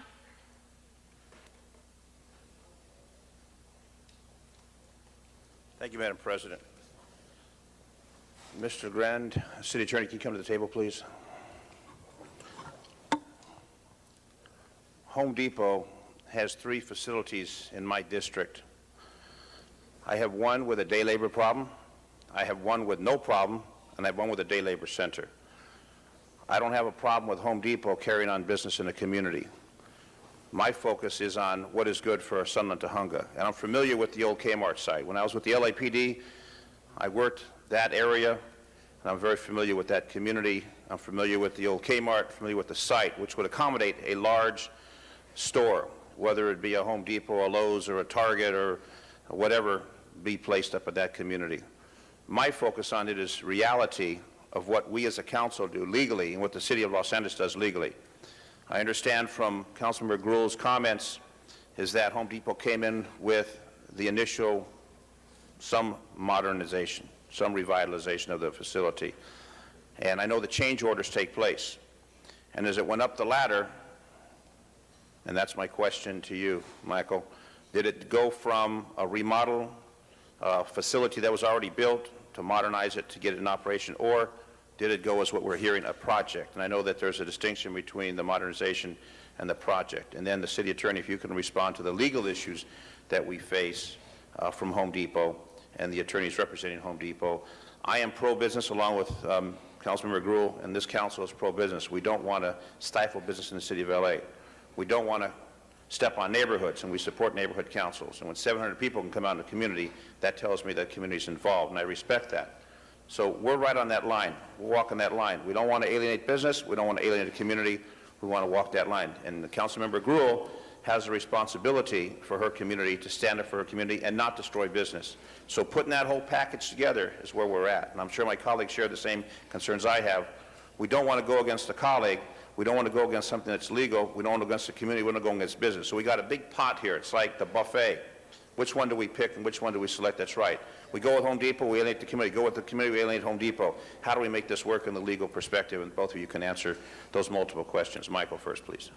Michael O'Grand, Department of City Planning, Chief Zoning Administrator. In response to there were changes on the project early on. There were exterior alterations and modifications that were taken off the table and off the plans that were reviewed by staff originally. Department of Building and Safety issued the permits that this, and by issuing the building permits as a by right project, determined this project was not a project under the specific plan. So you said initially it was by right, which means they do it with just Correct. getting a permit with no other traffic study or Correct. EIR or anything else? There were some early communications from staff that it was going to be subject to be a project, and then some of those elements that was based off were taken away. So the project proposal, Home Depot removed that to remove that from the project They concept. removed some of those elements that staff had looked at originally at a first take on this project. Subsequently, that was appealed, and that's where the zoning administrator under 1226K of the code looks at, did building and safety error in issuing those building permits? And that's the legislative process that we go through. On behalf of the director of planning, our associate zoning administrator determined that it actually was a project with all the data and the evidence that was submitted, that the plan checker had some of which, that also was presented to the building and safety, was presented to the planning department, but in much more depth and investigation, our zoning administrator determined that it actually was a project, which doesn't mean no Home Depot. It means you have to go through the process for a specific plan review and an environmental clearance. So that would mean a traffic study and an EIR? Not necessarily an EIR. That would depend upon if there's a condition that can't be mitigated to extent of insignificance. It could be possible that this project would not require an EIR. It's really too early to tell since they haven't submitted any environmental documents, but it would require mitigation for any impacts that are potentially significant. It would also require a review of the specific plan and conformance with the specific plan, or they have to ask for exceptions or adjustments from that plan to comply. So that wasn't done? No. So was it a basic bait and switch? We ask for this and then we do that? Or we ask for that and do this? I'm just trying to put all the cards I on the don't table. feel there was anything intentional. This has a long history. I think both sides were trying to find a way to have a fair process, but it's a very complicated issue that we're looking at multiple levels with multiple agencies. And I think the extent of the renovation and the definitions of the plan and trying to put clarity to that, I don't think there was any inherent intent to not go through the process, but it did look like as the project grew and as the project was further analyzed at higher levels of staff, that's where the determinations have come out. And from the city attorney, the legal issues, the legal liability for the city, if we were to say no and go back to the drawing board, et cetera, some of the comments that have already been made. Jerry Burge, City Attorney's Office, Land Use Division. You did receive a threat of litigation yesterday in a communication from Latham & Watkins representing Home Depot. In that communication, they assert that they believe there's a Tort Claims Act lawsuit that could be raised against the city. I'm very unclear what that could be. The city has many immunities to a tort claims action. However, there is always the potential for a petition for writ of mandate against the city challenging this action and the findings and the evidence supporting those findings. We view this decision here today really as a policy question for you. Do you want to be the final decision makers as to what a project is? You adopted the specific plan as a legislative act, and you can determine whether or not you want to decide what a project is and whether this meets the definition of project. You could equally decide that you believe the Area Planning Commission should be the final decision maker in this case. We will work with you, your staff, planning department staff, if you do assert jurisdiction, to make sure the findings are adequate for litigation. Equally, if you refuse to assert jurisdiction, decide not to assert jurisdiction, the Area Planning Commission decision has not come out yet, and we will work with staff to make sure that the findings are, in our mind, sufficient to withstand judicial scrutiny. From what you've heard so far from Mr. LeGrand, from Councilmember Gruhl, do you see where it could be a clouded, questionable issue? Again, that's really for you to decide whether Well, I'm asking or you not. as an attorney, I think it could go either way. either way to support the 245 or go against the 245. Well, So like I again, said, it's right down the center? the merits. As to supporting 245, that's that's a policy question. Do you want to assert jurisdiction to review it? I do not believe that you have to assert jurisdiction to help any legal cause of action. It's a policy question. We in don't our have view. to assert a 245 to have any what? To decide whether or not you think you want to look at project, and you want to look at whether or not this is a project, or whether or not you want to let the Area Planning Commission decide that. I think we could defend either action. Okay. I have some more follow-up questions. Thank you. Thank you very much, Mr. Zine. Our next speaker will be Mr. Alarcon.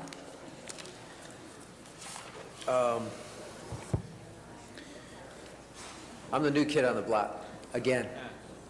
And so I've never done a 245.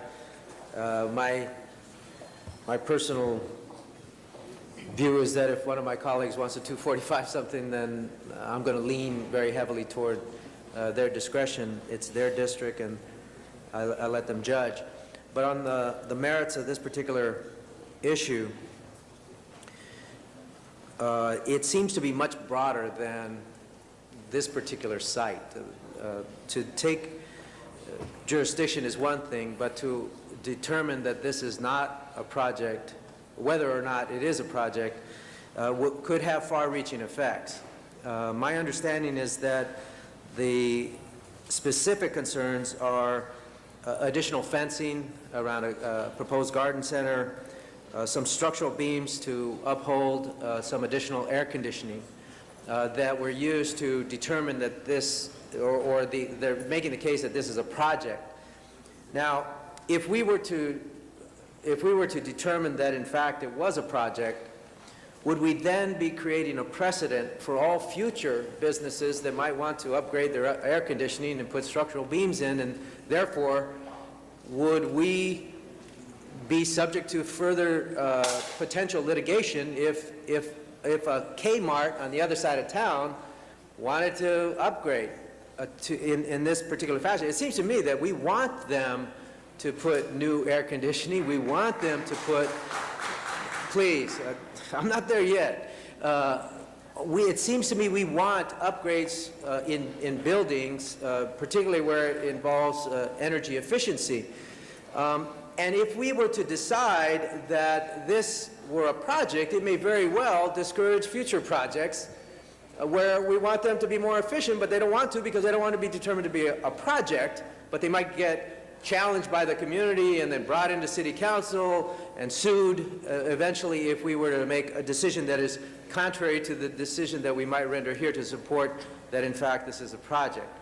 Does that seem to be a logical concern? Councilman Mike LeGrand, Department of City Planning. It's a very logical concern and a good question. In terms of the issue of a project, different specific plans define project in many different ways.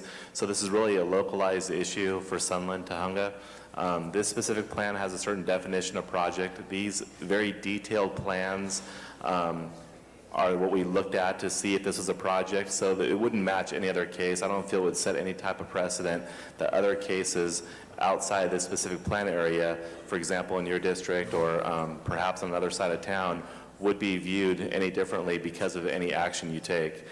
Basically, this is specific to this specific plan, the interpretation of that plan against very detailed and thorough plans and a project description that's paragraphs long from this Home Depot site. Actually, I'd like to hear from the attorney on that one.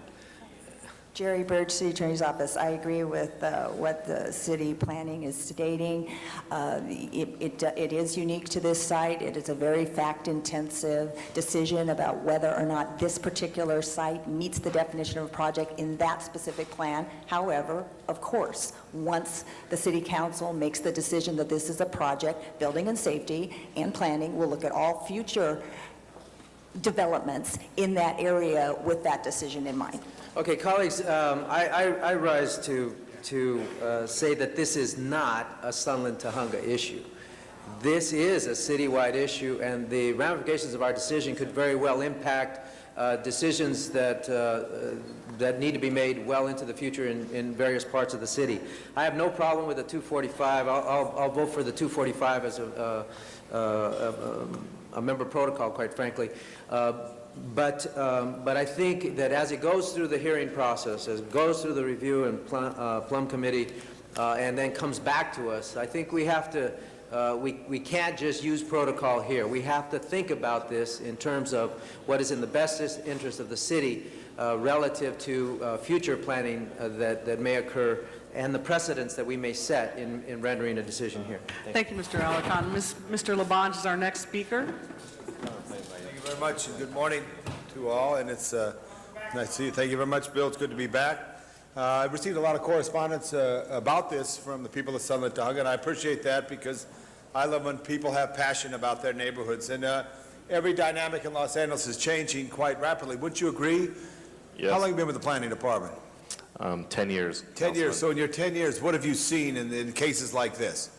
Many changes, much more involvement and consideration for design, Right. sustainability. Sustainability. And how long was the building there as a Kmart there before, and what year was it first built? I don't have that information readily available. My assumption, I want to say it was, thank you, the community is telling me 77, and they're much more familiar with the site. Right. So you know how people see things being changed on this? What type of extra environmental view will help Sunland Tujunga on this?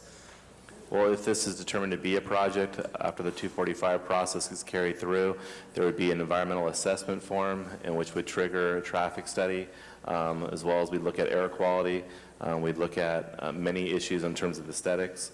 All those issues would have the benefit of an environmental document. There'd be a public comment on that document. Now, there's no one sitting next to you, but if there were, could they tell me how many hardware stores are on Foothill Boulevard or in that region of the city? Because sometimes people are concerned about these type of stores because they eat up smaller stores. Yeah, that wasn't something that we looked at in coming up with this determination. But pretend someone's next to you. Okay. And what would you think they'd say? Is that a factor that we look at? Because I think that's sometimes what I read. If anybody wrote me, and I got several handwritten letters, so you have good penmanship, Sunland Tujunga. Stand up if you wrote me a letter. Forgive me for not recalling your name. So a lot of people wrote letters who are very passionate when they put their hand to a piece of paper that says that. And I understand, and I'm an old Northern Leaguer. When Verdugo Hills was in the Northern League, now they're in the East Valley League, but Marshall and Verdugo, and you go up there, and there was no freeway.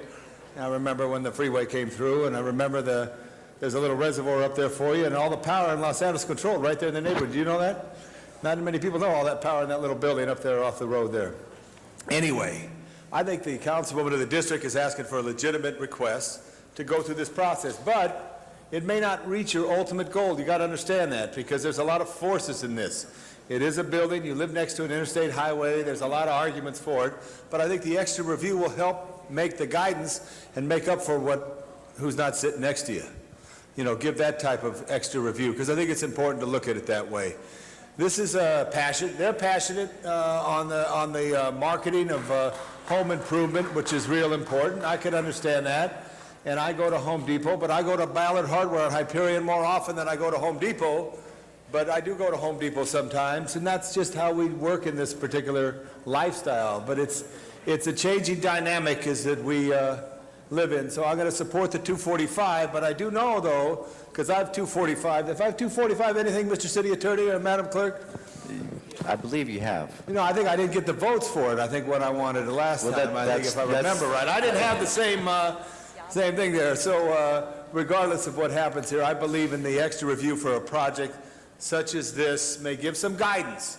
But ultimately, because there was a Kmart there, ultimately because you live next to a state interstate, ultimately there may be something there, but it could give you a little something extra that they may be happy to build because they would like to be in your neighborhood and do business like they do in my neighborhood now. So let's proceed. Thank you very much.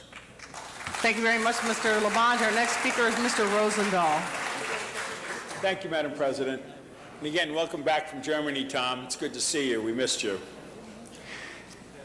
How big of a deal is it to do this whole review that needs to be done, and how much time are we talking about? Jerry Burge, you have to act within 21 days of asserting jurisdiction. So we assume we do that, or hypothetically at this point, because we haven't voted, how long of a process is it to review the whole plans, take a deep breath, do the environmental impact, do all of the cumulative effects? You know, Ms. Gruhl and I were standing at an event yesterday talking about cumulative effects. It all starts adding up as to its impact on our community. And I might also say, I have a Home Depot on Jefferson. It's probably the most successful Home Depot in California, if not America. And my constituents use that Home Depot for remodeling their homes, and there's all kinds of people involved in it. So I'm a big believer in people being able to improve their homes and make things happen, and Home Depot does provide a service for us all. But its impact on the community is key to all of us, obviously. What's the time frame if we were to go forward with this? Mike LeGrand, Department of City Planning. The difficulty in answering that question is without knowing what level of environmental review will be required, because we don't know what impacts they potentially may have. It can go anywhere from 4 months to a year. So it really would depend upon what level of environmental analysis needs to be done. If you had a full EIR, we're looking at a year. If it was some level of mitigation less than an EIR that was able to be done, and again, we don't have those facts in front of us, that would be a matter of months compared to a year. When will you be able to make that determination?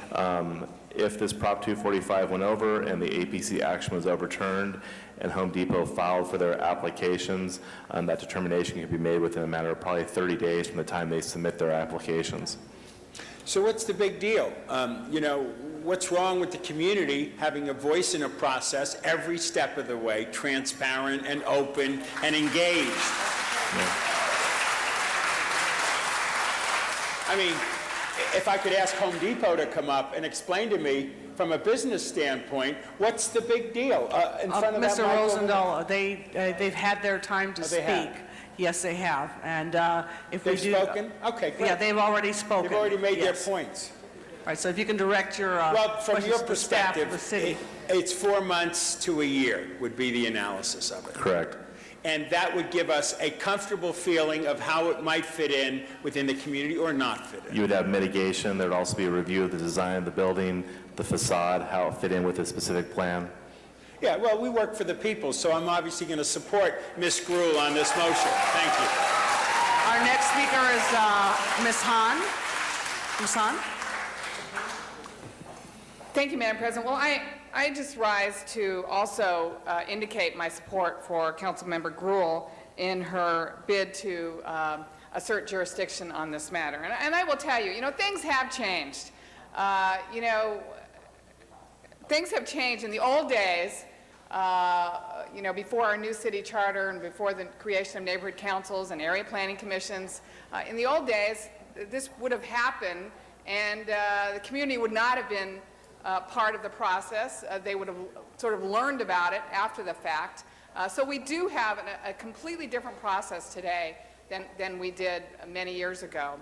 But still, the process is something that this council member was supportive of, but has found some issues that deserve relooking at. And I will tell you, you may not think that it matters, but all these letters that I got, I've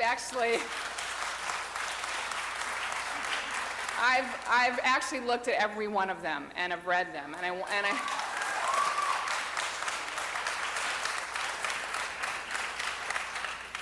I'll tell you, my favorite one is, council member, pinch me, Fabio, because I can't believe it's not butter. There is nothing as dear to a constituent's heart than waking up one morning and finding one is actually represented. So, and I think that's right. I think Wendy has done something that is, as she indicated, is not usual for her. She takes it very seriously. She has not supported 245s before.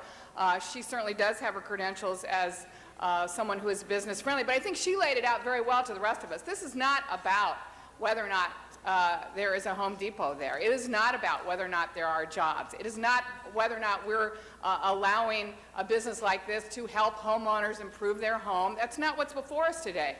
What's before us today is, as she said, whether or not we actually believe that it is a project. And if it is a project, then certain things need to happen. And I will tell you, I have something brewing in my district that is the kind of project that gives people angst. Because it is about traffic. It is about the impact that these projects have on our neighborhood. And our quality of life is so fragile and so precious that at a moment like this, I think we have to take the opportunity to not say whether or not it will ever go there, but in fact, it should go through the process to tell the truth. Tell the truth about your project, and then mitigate the impacts that that project will have on a neighborhood. I think that's all we're asking. I think that's fair, and I think Councilmember Gruhl's constituents are lucky to have her standing up for them today. Thank you very much, Ms. Hahn. Our next speaker for the second time will be Ms. Gruhl. I know. I know that's hard to follow, so thank you, Ms. Hahn. To reiterate my point is that what is before us is to assert jurisdiction to answer some of the questions that have been raised today by both sides, and to be able to do that before the Planning and Land Use Committee. Mr. Reyes is not here today. He seconded the motion, supported 245ing this item and having it go before Plum. But this is about Sunland Tahunga, about the specific plan. There are not specific plans all across the city. In fact, there are how many, Mr. LeGrand? I'm testing you today, aren't I? Yes. I want to say we have 35 community plans, and out of that, I want to say there's about 15 specific plans. Specific plans, and some of those are within in those community Correct. plans. These specific plans are specific to the neighborhood and the community, and were adopted by the city to put either restrictions or additions, whatever it may be, to address issues in their neighborhood and concerns. And so this is about our ability to control our destiny and to be able to look at ways in which we can mitigate the issues. But more importantly, it's about setting the record straight for the City of Los Angeles and to protect the city on this issue. Because as Mr. Zine raised the issue, either side could potentially challenge our decision, and we have to be very careful in what we do and the actions that we take. And so, colleagues, I ask you to support this 245, support the process that was developed through the specific plan, and support the review that is necessary to ensure that the community is represented and that we do what's right for the city and what is fair. So please ask for your vote today, a yes on this 245. Thank you. Thank you very much, Ms. Gruhl. There are no further speakers in the queue. So, Mr. Clerk, if you would please open the roll, close the roll, tabulate the vote. 12 ayes. Thank you very much. Mr. Clerk, our next item.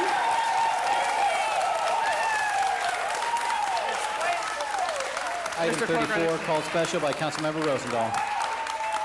I'm sorry, I couldn't hear you. Which item was that, sir? And just for clarification, the matter will be referred to Planning and Land Use Management Committee August 7th, and then will be in council on or before August 17th. And Ms. Gruhl, I think I heard you. Go forthwith to do this, or does it need to go forthwith? It does not. Okay. All right, it's not necessary to go forthwith. All right, thank you very much, Mr. City Attorney. Our next item, Mr. Clerk. Item 34, called special by Councilmember Rosendahl. Mr. Rosendahl.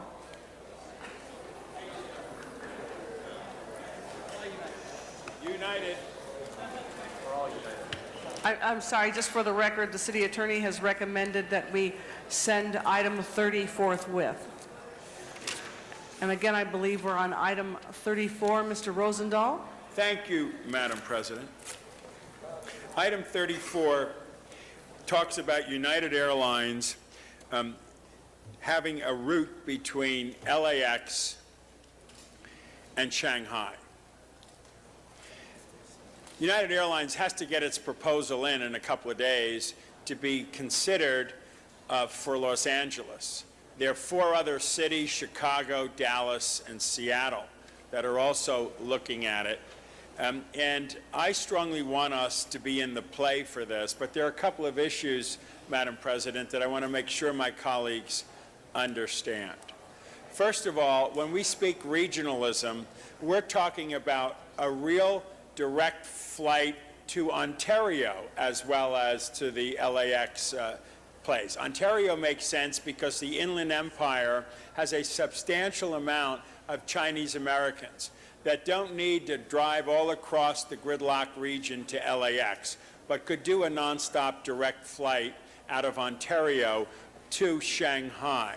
So we're urging United, as they go forward, if LA United route gets accepted, to have those flights come to Ontario. We as a city can prepare 2 contact gates at Ontario for A380s. Takes us about a year to make one of those contact gates. And if United is awarded a contract between Los Angeles and Beijing, or Los Angeles and Shanghai, wherever, with mainland China, we should be thinking of Ontario as well as LAX. And we want United to appreciate that in their marketing plans going forward, that the Inland Empire, where there is a substantial community, is under consideration for nonstop direct flights. The second issue has to do with the notion of their workers. There are 30 janitors right now that their jobs are somewhat concerned as they go through an RFP process. I'm told by United that their HR office automatically goes through this process. But we want to urge United to stay close to the living wage and to the contracts with union employees, because those union employees do get the kind of health care support and the basic salary to be effective in their job. And we want United, we want to send them a strong message that the worker matters to us, and the unionization, which they're now union, must continue within that mix. And there are other issues that I've talked to United about, like the Green Line into LAX, and to be strong with me on no expansion of LAX, no northern runway movement unless it is a safety issue. And I think we as a group should be excited about a direct hook between Beijing, Shanghai, and LA, and we should approve this, but with that appreciation of those issues that I just outlined. Thank you very much. Thank you, Mr. Rosendahl. Ms. Hahn is our next speaker. Thank you, Madam President. I certainly agree, Councilmember Rosendahl, with what you said. However, I would like to move that we continue this one day, because I think if we want to send a strong message to United Airlines that we are serious about them not contracting out non-union jobs for their janitors, the only way we can send them a serious message is to delay this one day. I've been told that they're willing to speak with me today to discuss this matter. We have till Thursday to approve this resolution, but I think if we hold it up one day, take it up tomorrow, we will be able, and anybody can do it if they want, have discussions with United Airlines, because I already sent a letter to Secretary of Transportation supporting this idea of a direct flight from Los Angeles to Shanghai. I agree that there are other airports that are poised to take this direct flight, and I think LAX should be that destination.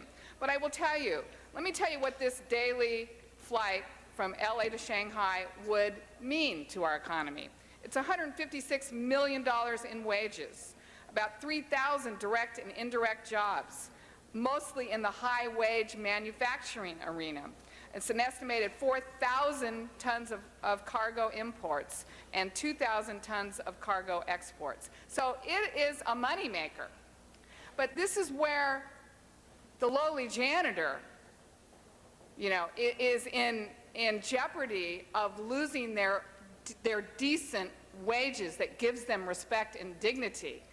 This is a multi-million-dollar project, Los Angeles to Shanghai. Let's not leave behind those that we do care about in this city, and we have always stood up tall for our workers who clean the terminal and who make it a pleasant place for the passengers. They're going to make money on this. Let's not, in one fell swoop, allow this to be a moneymaker, and yet the working person to lose their dignity and respect through this. So I say if we continue this one day, then it's a stronger message, and because we may not support it tomorrow if we don't get the kind of message from United that they will abandon this idea of contracting out for non-union jobs. So colleagues, if you'll agree with me to hold it one day, then let's have some conversations with the United folks.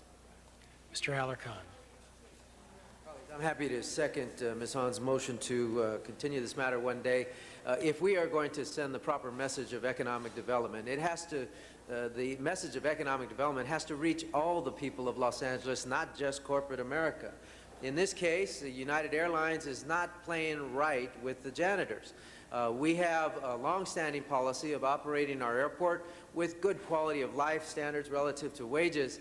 And with regard to the janitors, they are being held in abeyance of that kind of standard. So, of course, it's very difficult to stop the notion of expanding our service to Shanghai and using this opportunity to do so. At the same time, I think we do need to send a message to United that we want them to share in their profits in a way that benefits the quality of life for those who are the least of the totem pole in the hierarchy of the United Airlines administration. Those are the people that live in Los Angeles, and those are the people that we should be most concerned about, not the corporate moguls at United Airlines, but the people who are working on the ground, making our flight a little more comfortable, our wait in the airport a little more comfortable.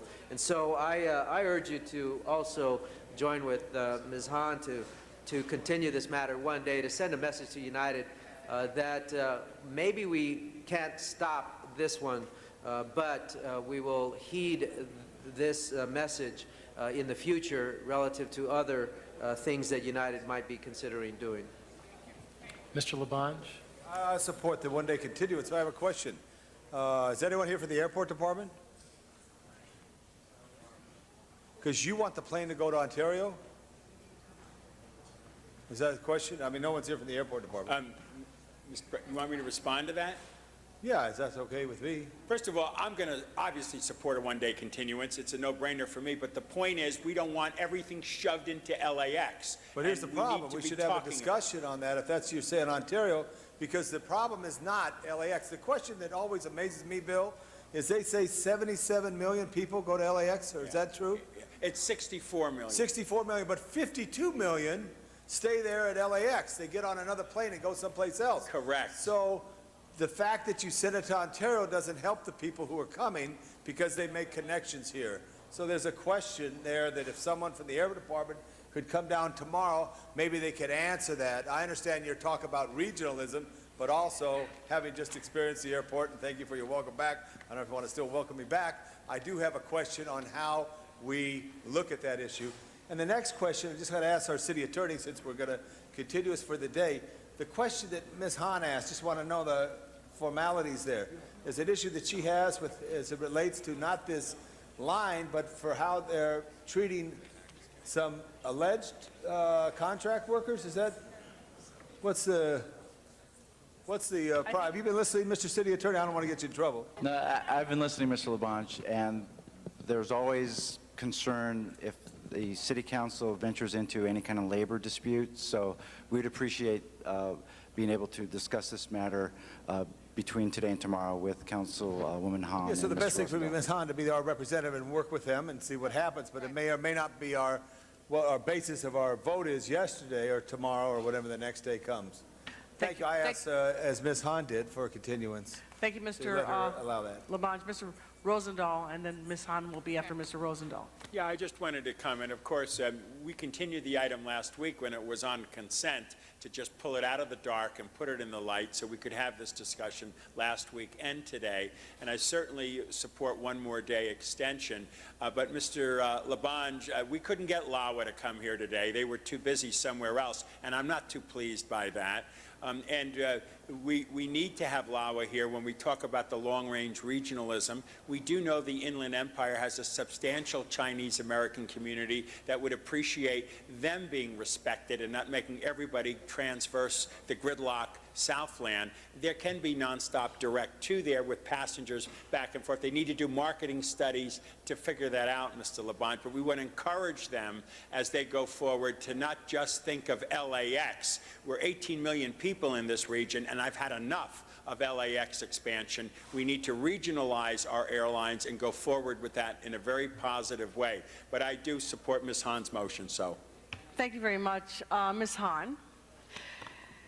Thank you. I think what Councilmember Rosendahl is doing in the context of this historic opportunity to have a direct flight from LA to Shanghai is he is saying, let's prepare for the future, because the future is now.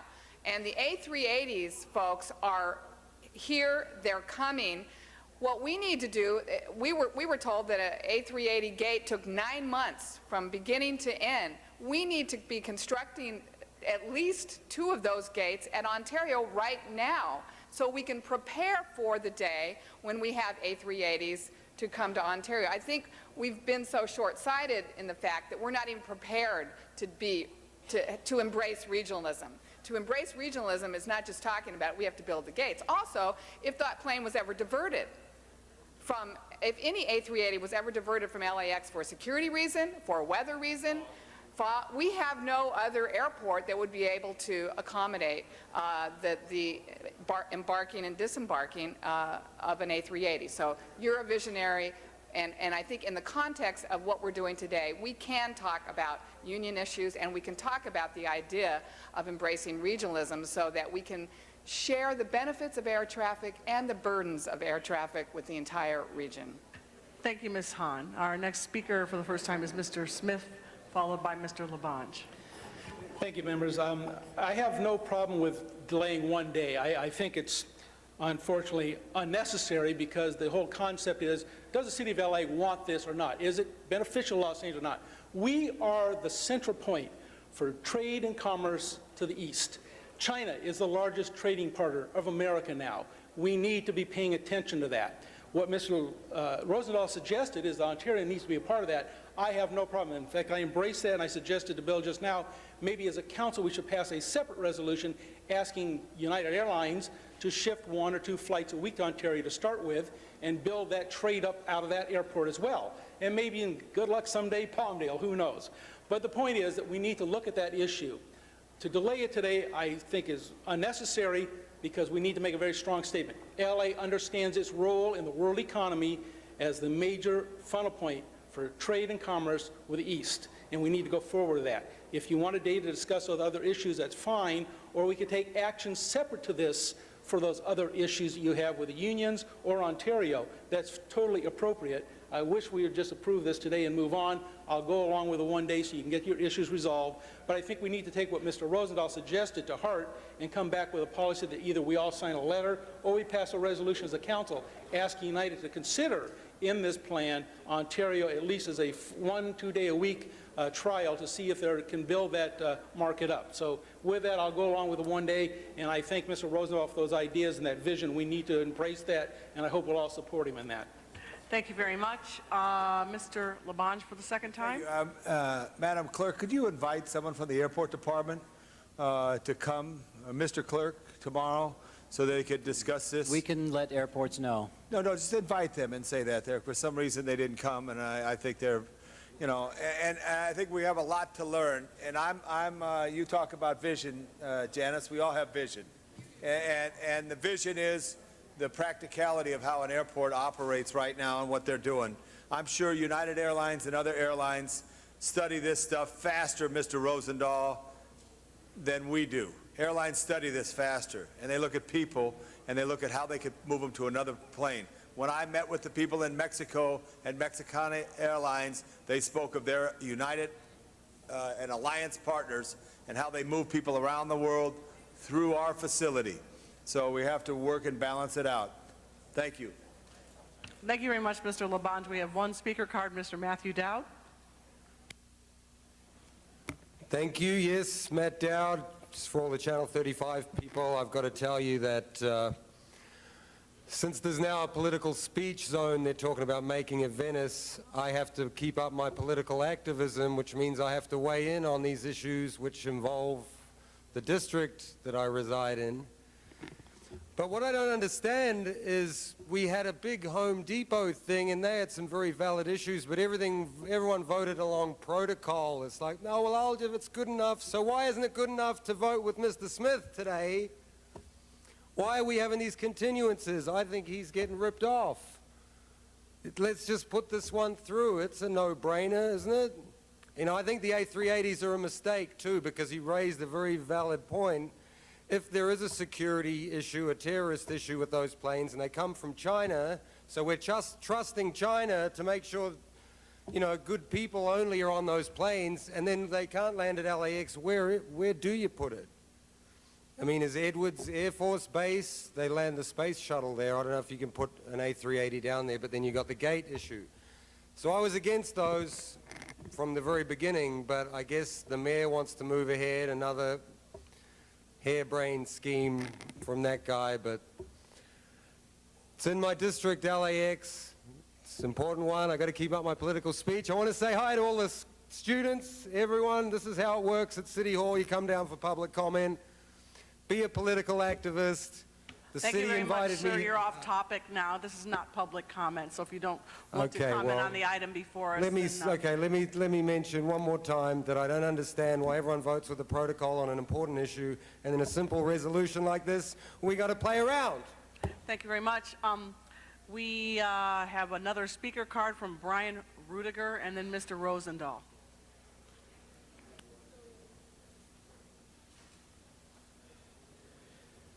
Thank you. Really quickly, my name is Brian Rudiger. I'm the airport director for Service Employees International Union. We represent many of the employees that work throughout LAX, contracted by the airlines. I just want to speak really quickly to the point about the quality of the jobs, because I think it is an issue. It's actually an issue that I think United Airlines rightfully raised, and that was cited, I believe, by Councilmember Hahn about the impact on the economy, the impact of high-quality jobs. So I think that that was right for United to raise those issues in requesting this resolution, and we support that. And we think that in raising the issue of the quality of jobs, we need to be looking at all levels of jobs, the quality of jobs that are provided for high skill, but also for folks that are often among the lowest income of our city. So we appreciate the motion to continue for one day. We hope that United in the past has been a very responsible player, and we would like nothing more than to support United Airlines and support the city in expanding this service, because we think that more jobs for the city, as long as they are good quality jobs that provide health care, are really what the city needs. So we thank you for your consideration. Thank you very much, sir. And this closes the public hearing at this time. Mr. Rosendahl, you're in the queue. Just about 5 seconds, Madam President. I want to thank Mr. Smith for his last comments there about a motion. We're going to put a motion in tomorrow, Mr. Smith and I, talking about encouraging United to look at Ontario and the A380 gates as part of the process. And I look forward to continuing it one more day so that we can get that kind of activity going. And thank you, Ms. Hahn, for your leadership. Thank you very much. There are no further speakers in the queue. Mr. Clerk, just for clarification, we are voting for a one-day continuance? It can be without objection for a one-day continuance. Okay, without objection. That'll be the order. Okay? All right, so next item. Madam President, there are 12 members. Would you like to reconsider the ordinances from today? Yes. Those are items 1, 4, 5, 6, 32, and 33. Okay, without objection. Next item? Have to open the roll, okay. Close the roll. Tabulate the vote. 12 ayes. All right, now we will be voting on the ordinances. Yep, open the roll. Close the roll. Tabulate the vote. 12 ayes. Next item. That does leave just the closed session item. All right, if I can ask that the chambers be cleared so that we can go into closed session.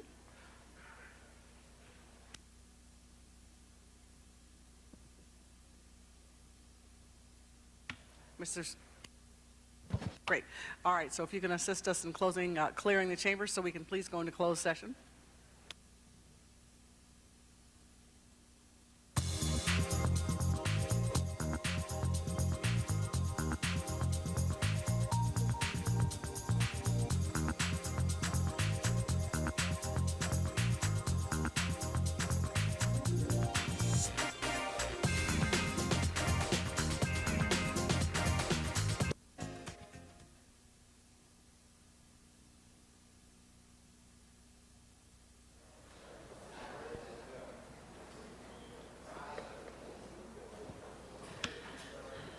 Good afternoon.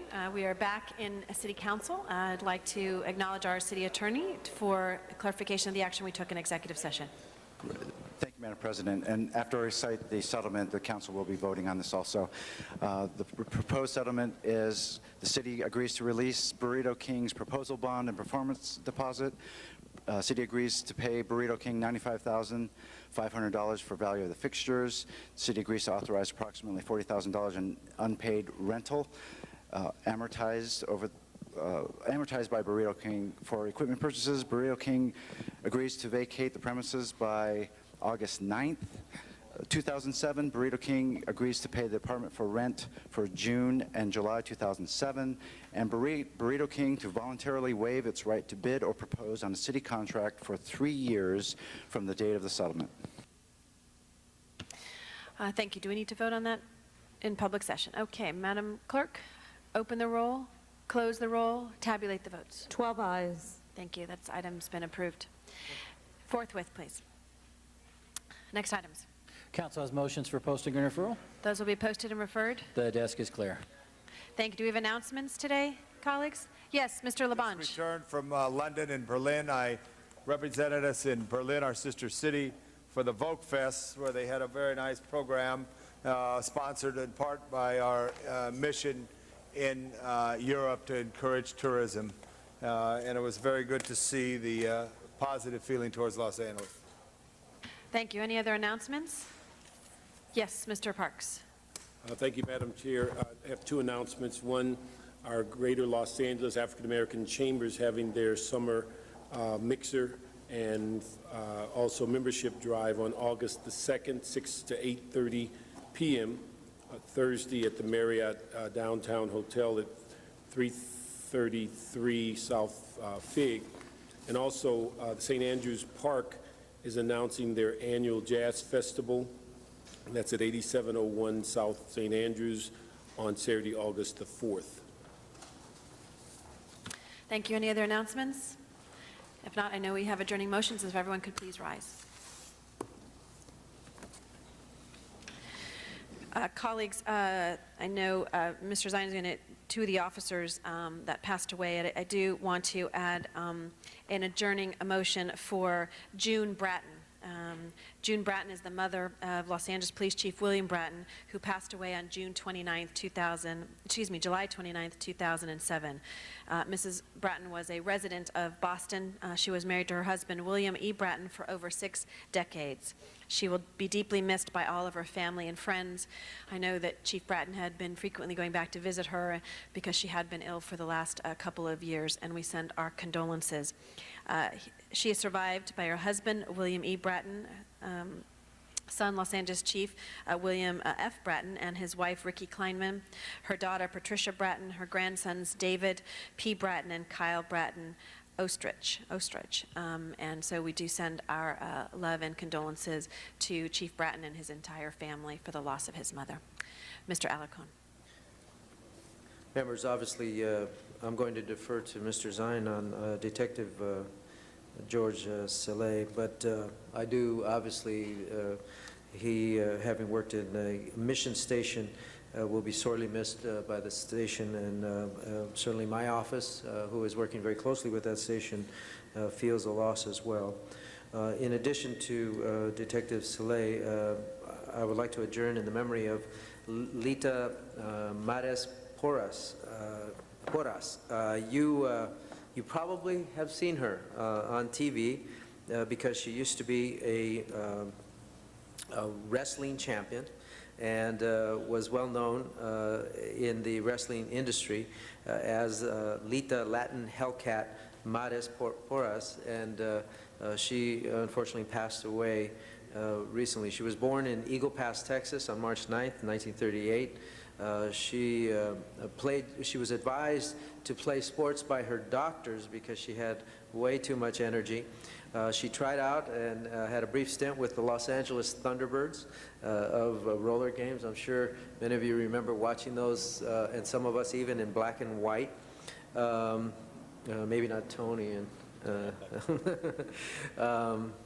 And she She found herself in Mildred Burke's School of Professional Wrestling in 1966, and there she became a force to be reckoned with. Because of her bad temper, she earned the nickname Latin Hellcat. She toured extensively in Japan, Southern California, and Arizona. Throughout her 13-year professional wrestling career, she held several professional wrestling titles, including California State Women's Championship, Japan's Women's Championship title belt, and Japan's WWWA World Tag Team Championship title with Masked Lee on September 9th, 1973. She will be truly missed by the wrestling industry, her fans and friends and family, and she is survived by her husband, Tom Mares, and children, Teresa Bautista, Vicky Fonseca, Debit Hilt, Patricia Gerald, Christina Salazar, and David Mares. Thank you. Mr. Labange. Thank you. I would like to ask Mr. Zine to go now, and then I'll go after him. Mr. Zine. The first officer, George Michael Stella, passed away July 29, 2007. Detective 3, Stella, 52 years of age, Simi Valley, been a member of the Los Angeles Police Department for 29 years. Appointed in May 1978, most recently assigned to Mission Area Narcotics Enforcement Detail as a supervising detective. Been working in narcotics since 1990. Recognized as a supervisor for the quality and also the quarter while working Mission Area. Los Angeles Police Department and City are deeply saddened by a great loss. He'll be greatly missed by his family and friends. Survived by a wife and 2 children, 1 son and 1 daughter. And personal comment, he worked for me at Valley Traffic Division. He was the kind of officer that you could always depend on, quiet, mature, professional, and always had a big smile, a big heart. I remember him before he got married. He was looking forward to having a family. And Doug Gallagher, who was another motor officer at Valley Traffic Division, recruited Officer Sella, Detective Sella, to the police department, and they were friends the entire time. The families gathered together for many, many occasions, and it was interesting. He was a narcotics detective, a supervising detective, a Detective 3, the highest grade detective on the police department. He had a passion for work, and he worked movie jobs. And on that dreadful Sunday, he was heading down the 101 freeway on a motorcycle, looking like a police motorcycle in uniform, to work a movie job downtown. He was heading for an off-duty job to work on a movie set. And we know what happened. As the news reports, he collided, and a number of vehicles collided after that. I never thought that he would ever have a heart attack or endure stress, because he always had a real positive, mild-mannered attitude. Never got complaints, always kind to people. And there was an article about a mother whose son was arrested for narcotics. Detective Sella came to the station to talk to the mother. He had that kind of compassion for people. And he was just one incredible member of the LAPD. He could have retired, 29 years of service. He was eligible for retirement. He was on the drop program, but he wanted to continue because he really loved being a policeman. And he loved working the Valley. He worked the Valley for many, many years. But I can remember as a young motor officer, never having a complaint, never having a problem. May he rest in peace. If we could have the full council. In his memory, and the second officer, and I had been by this scene Sunday, Officer David Rodriguez, a young officer at the North Hollywood Division, 33 years of age, resident of North Hollywood, appointed to the police department in 2003 of May, assigned to Van Nuys Patrol. After completing probation, he transferred to Hollywood, established himself as a hardworking, proactive patrol officer, received many commendations for his hard work and arrest, played a significant role in the arrest of Valley Pizza Bandit in October 2006. Police Department and City are deeply saddened by his loss. And this was tragic. He was out with some friends, and he went to an officer's home. He was a single officer, and after visiting some establishments, and woke up and was going to go home where he lived with his mom out in Palmdale. And this tragedy occurred when he rolled off the 101 freeway and subsequently expired. He was getting ready to go to the gang detail Monday. He was going to be a gang officer at North Hollywood. A tragic loss of a young officer with a very bright career ahead of him. May David Rodriguez rest in peace, and if we can also have full council adjourn in his memory. And the funeral arrangements are still pending for both Officer Rodriguez, Detective Sella. Mr. LeBlanc, do you want to Yeah, comment? thank you very much, Mr. Zion, for those very good tributes. And every day's a blessing. It's such an odd occurrence for anyone to have a fatal accident, and then two of our own Los Angeles police officers. A very sad day. On a sad note, but not as And Mr. tragic. LeBlanc, just before you, just to add to, on the officers, I know that the police department is hurting. I went by and saw some of his colleagues at North Hollywood, and I know for all of them, it's very personal. This was their friend and supporter, so we send out our blessing and prayers, not only to the family. Mr. Hernandez, he lived with his mom in Palmdale. He bought a new house so she could live there, and I know she is devastated by that, and all of the officers who worked with him, and we're going to work him in the gang details. So just want to add my condolences as well. Thank you, Mr. LeBlanc. Thank you. Not on a tragic note, but on a sad note as well, Laszlo Kovacs, who was a great Hungarian-born cinematographer, worked for then-director Dennis Hopper on the classic Easy Rider and many other films, such as Shampoo and others. He died, and he should be remembered to his wife of 23 years, Audrey, and their two daughters as well. I also ask that we adjourn in memory of Tom Snyder, the classic Los Angeles in the 60s, for some of us who really remember old television. But then later on in the 70s at Channel 4, and then nationally at NBC, Tom Snyder, the great newsman that he was. No one talked better than Tom as he did his job. He's survived by his daughter, Anna Marie Snyder. And finally, I ask that we adjourn in memory of the great Bill Walsh, one of the greatest football coaches in the history of the game. Born in Los Angeles, went to Washington High School before his family relocated to the Bay Area.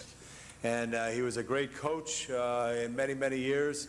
I believe there's 21 coaches in the Pro Football Hall of Fame, and only one has the title of genius. We all know the great work and the teaching that he did in making, inspiring men who play the game of football and play it well. Their championships and the accolades keep coming in.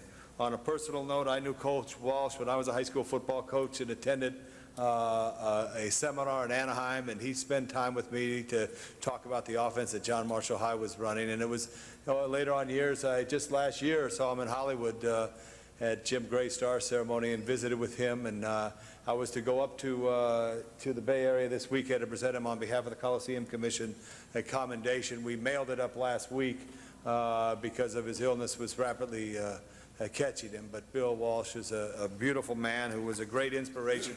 And to hear what he said about, players say about how a coach, or what a teacher he was, truly a credit to who he was. I would like to ask we all adjourn in his memory, his wife Jerry, his son Craig, and daughter Elizabeth. Bill Walsh, the great football coach, Hall of Famer for the San Francisco 49ers. Thank you. Mr. Parks.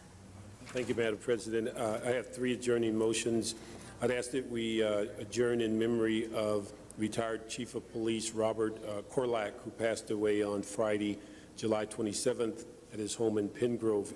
He was the 11th Chief of Police to serve for the city of San Rafael. He started his law enforcement career as a reserve officer. He was a officer with Novato Police Department in '69, became a sergeant at Tiburon, later moved to San Rafael as a lieutenant, and was promoted to captain, then later chief of police. His service will be held on Friday, August 3rd, 11 a.m. In Petaluma. Also, we had a tragic accident of an MTA employee just on Thursday, July 26. He was driving a bus and was struck by a speeding vehicle who ran a red light, and it catapulted Mr. Bailey, Gregory Bailey, out of the bus, and the bus actually ran over him. He was only 35 years of age, been an employee with the MTA, started as a part-timer 1997, promoted to full-time in February of 1999, and the funeral services are pending.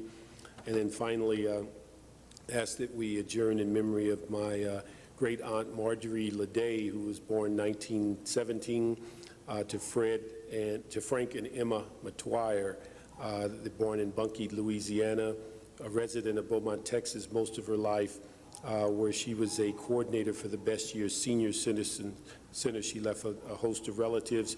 Her services were June 28th at St. Jude Thaddeus Catholic Church, and later interment was at the Live Oak Cemetery. Ms. Perry. Thank you, Madam Chair. And I'd also like to second Mr. Parks's motion for Mr. Bailey. And I think some of the Matoyers are residents in my district or yours. So I'd like to add my name to that, if that would be all right. I'd like to adjourn in memory of Georgia B. Hunt. Georgia Hunt was a longtime resident of South Los Angeles, and I remember meeting her before I was elected because of her activities in Teen Post in the Pueblo del Rio area.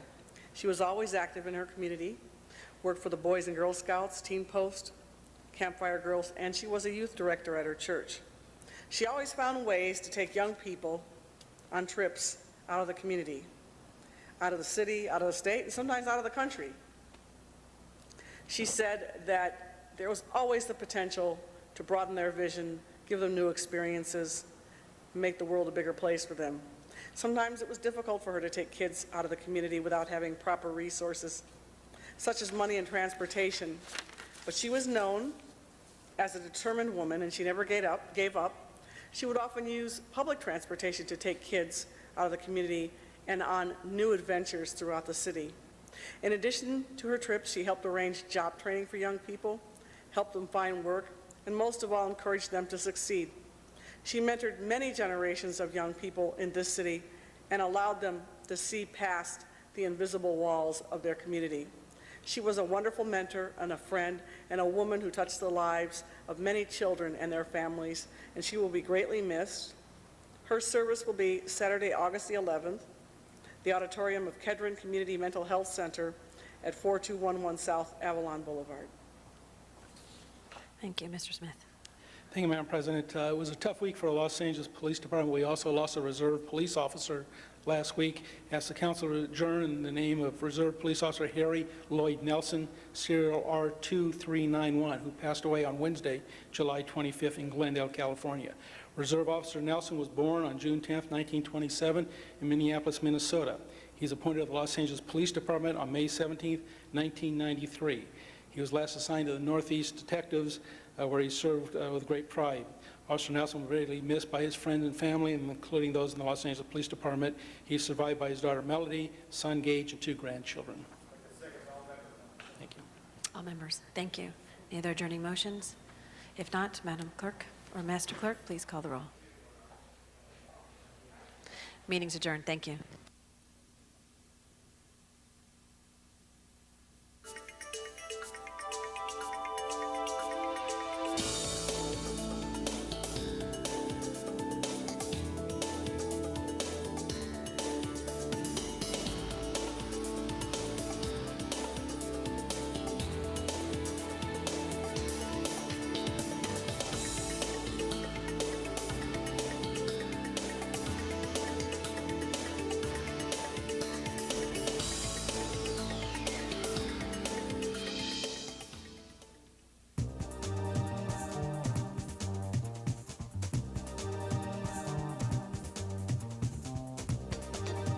LA City View Channel 35.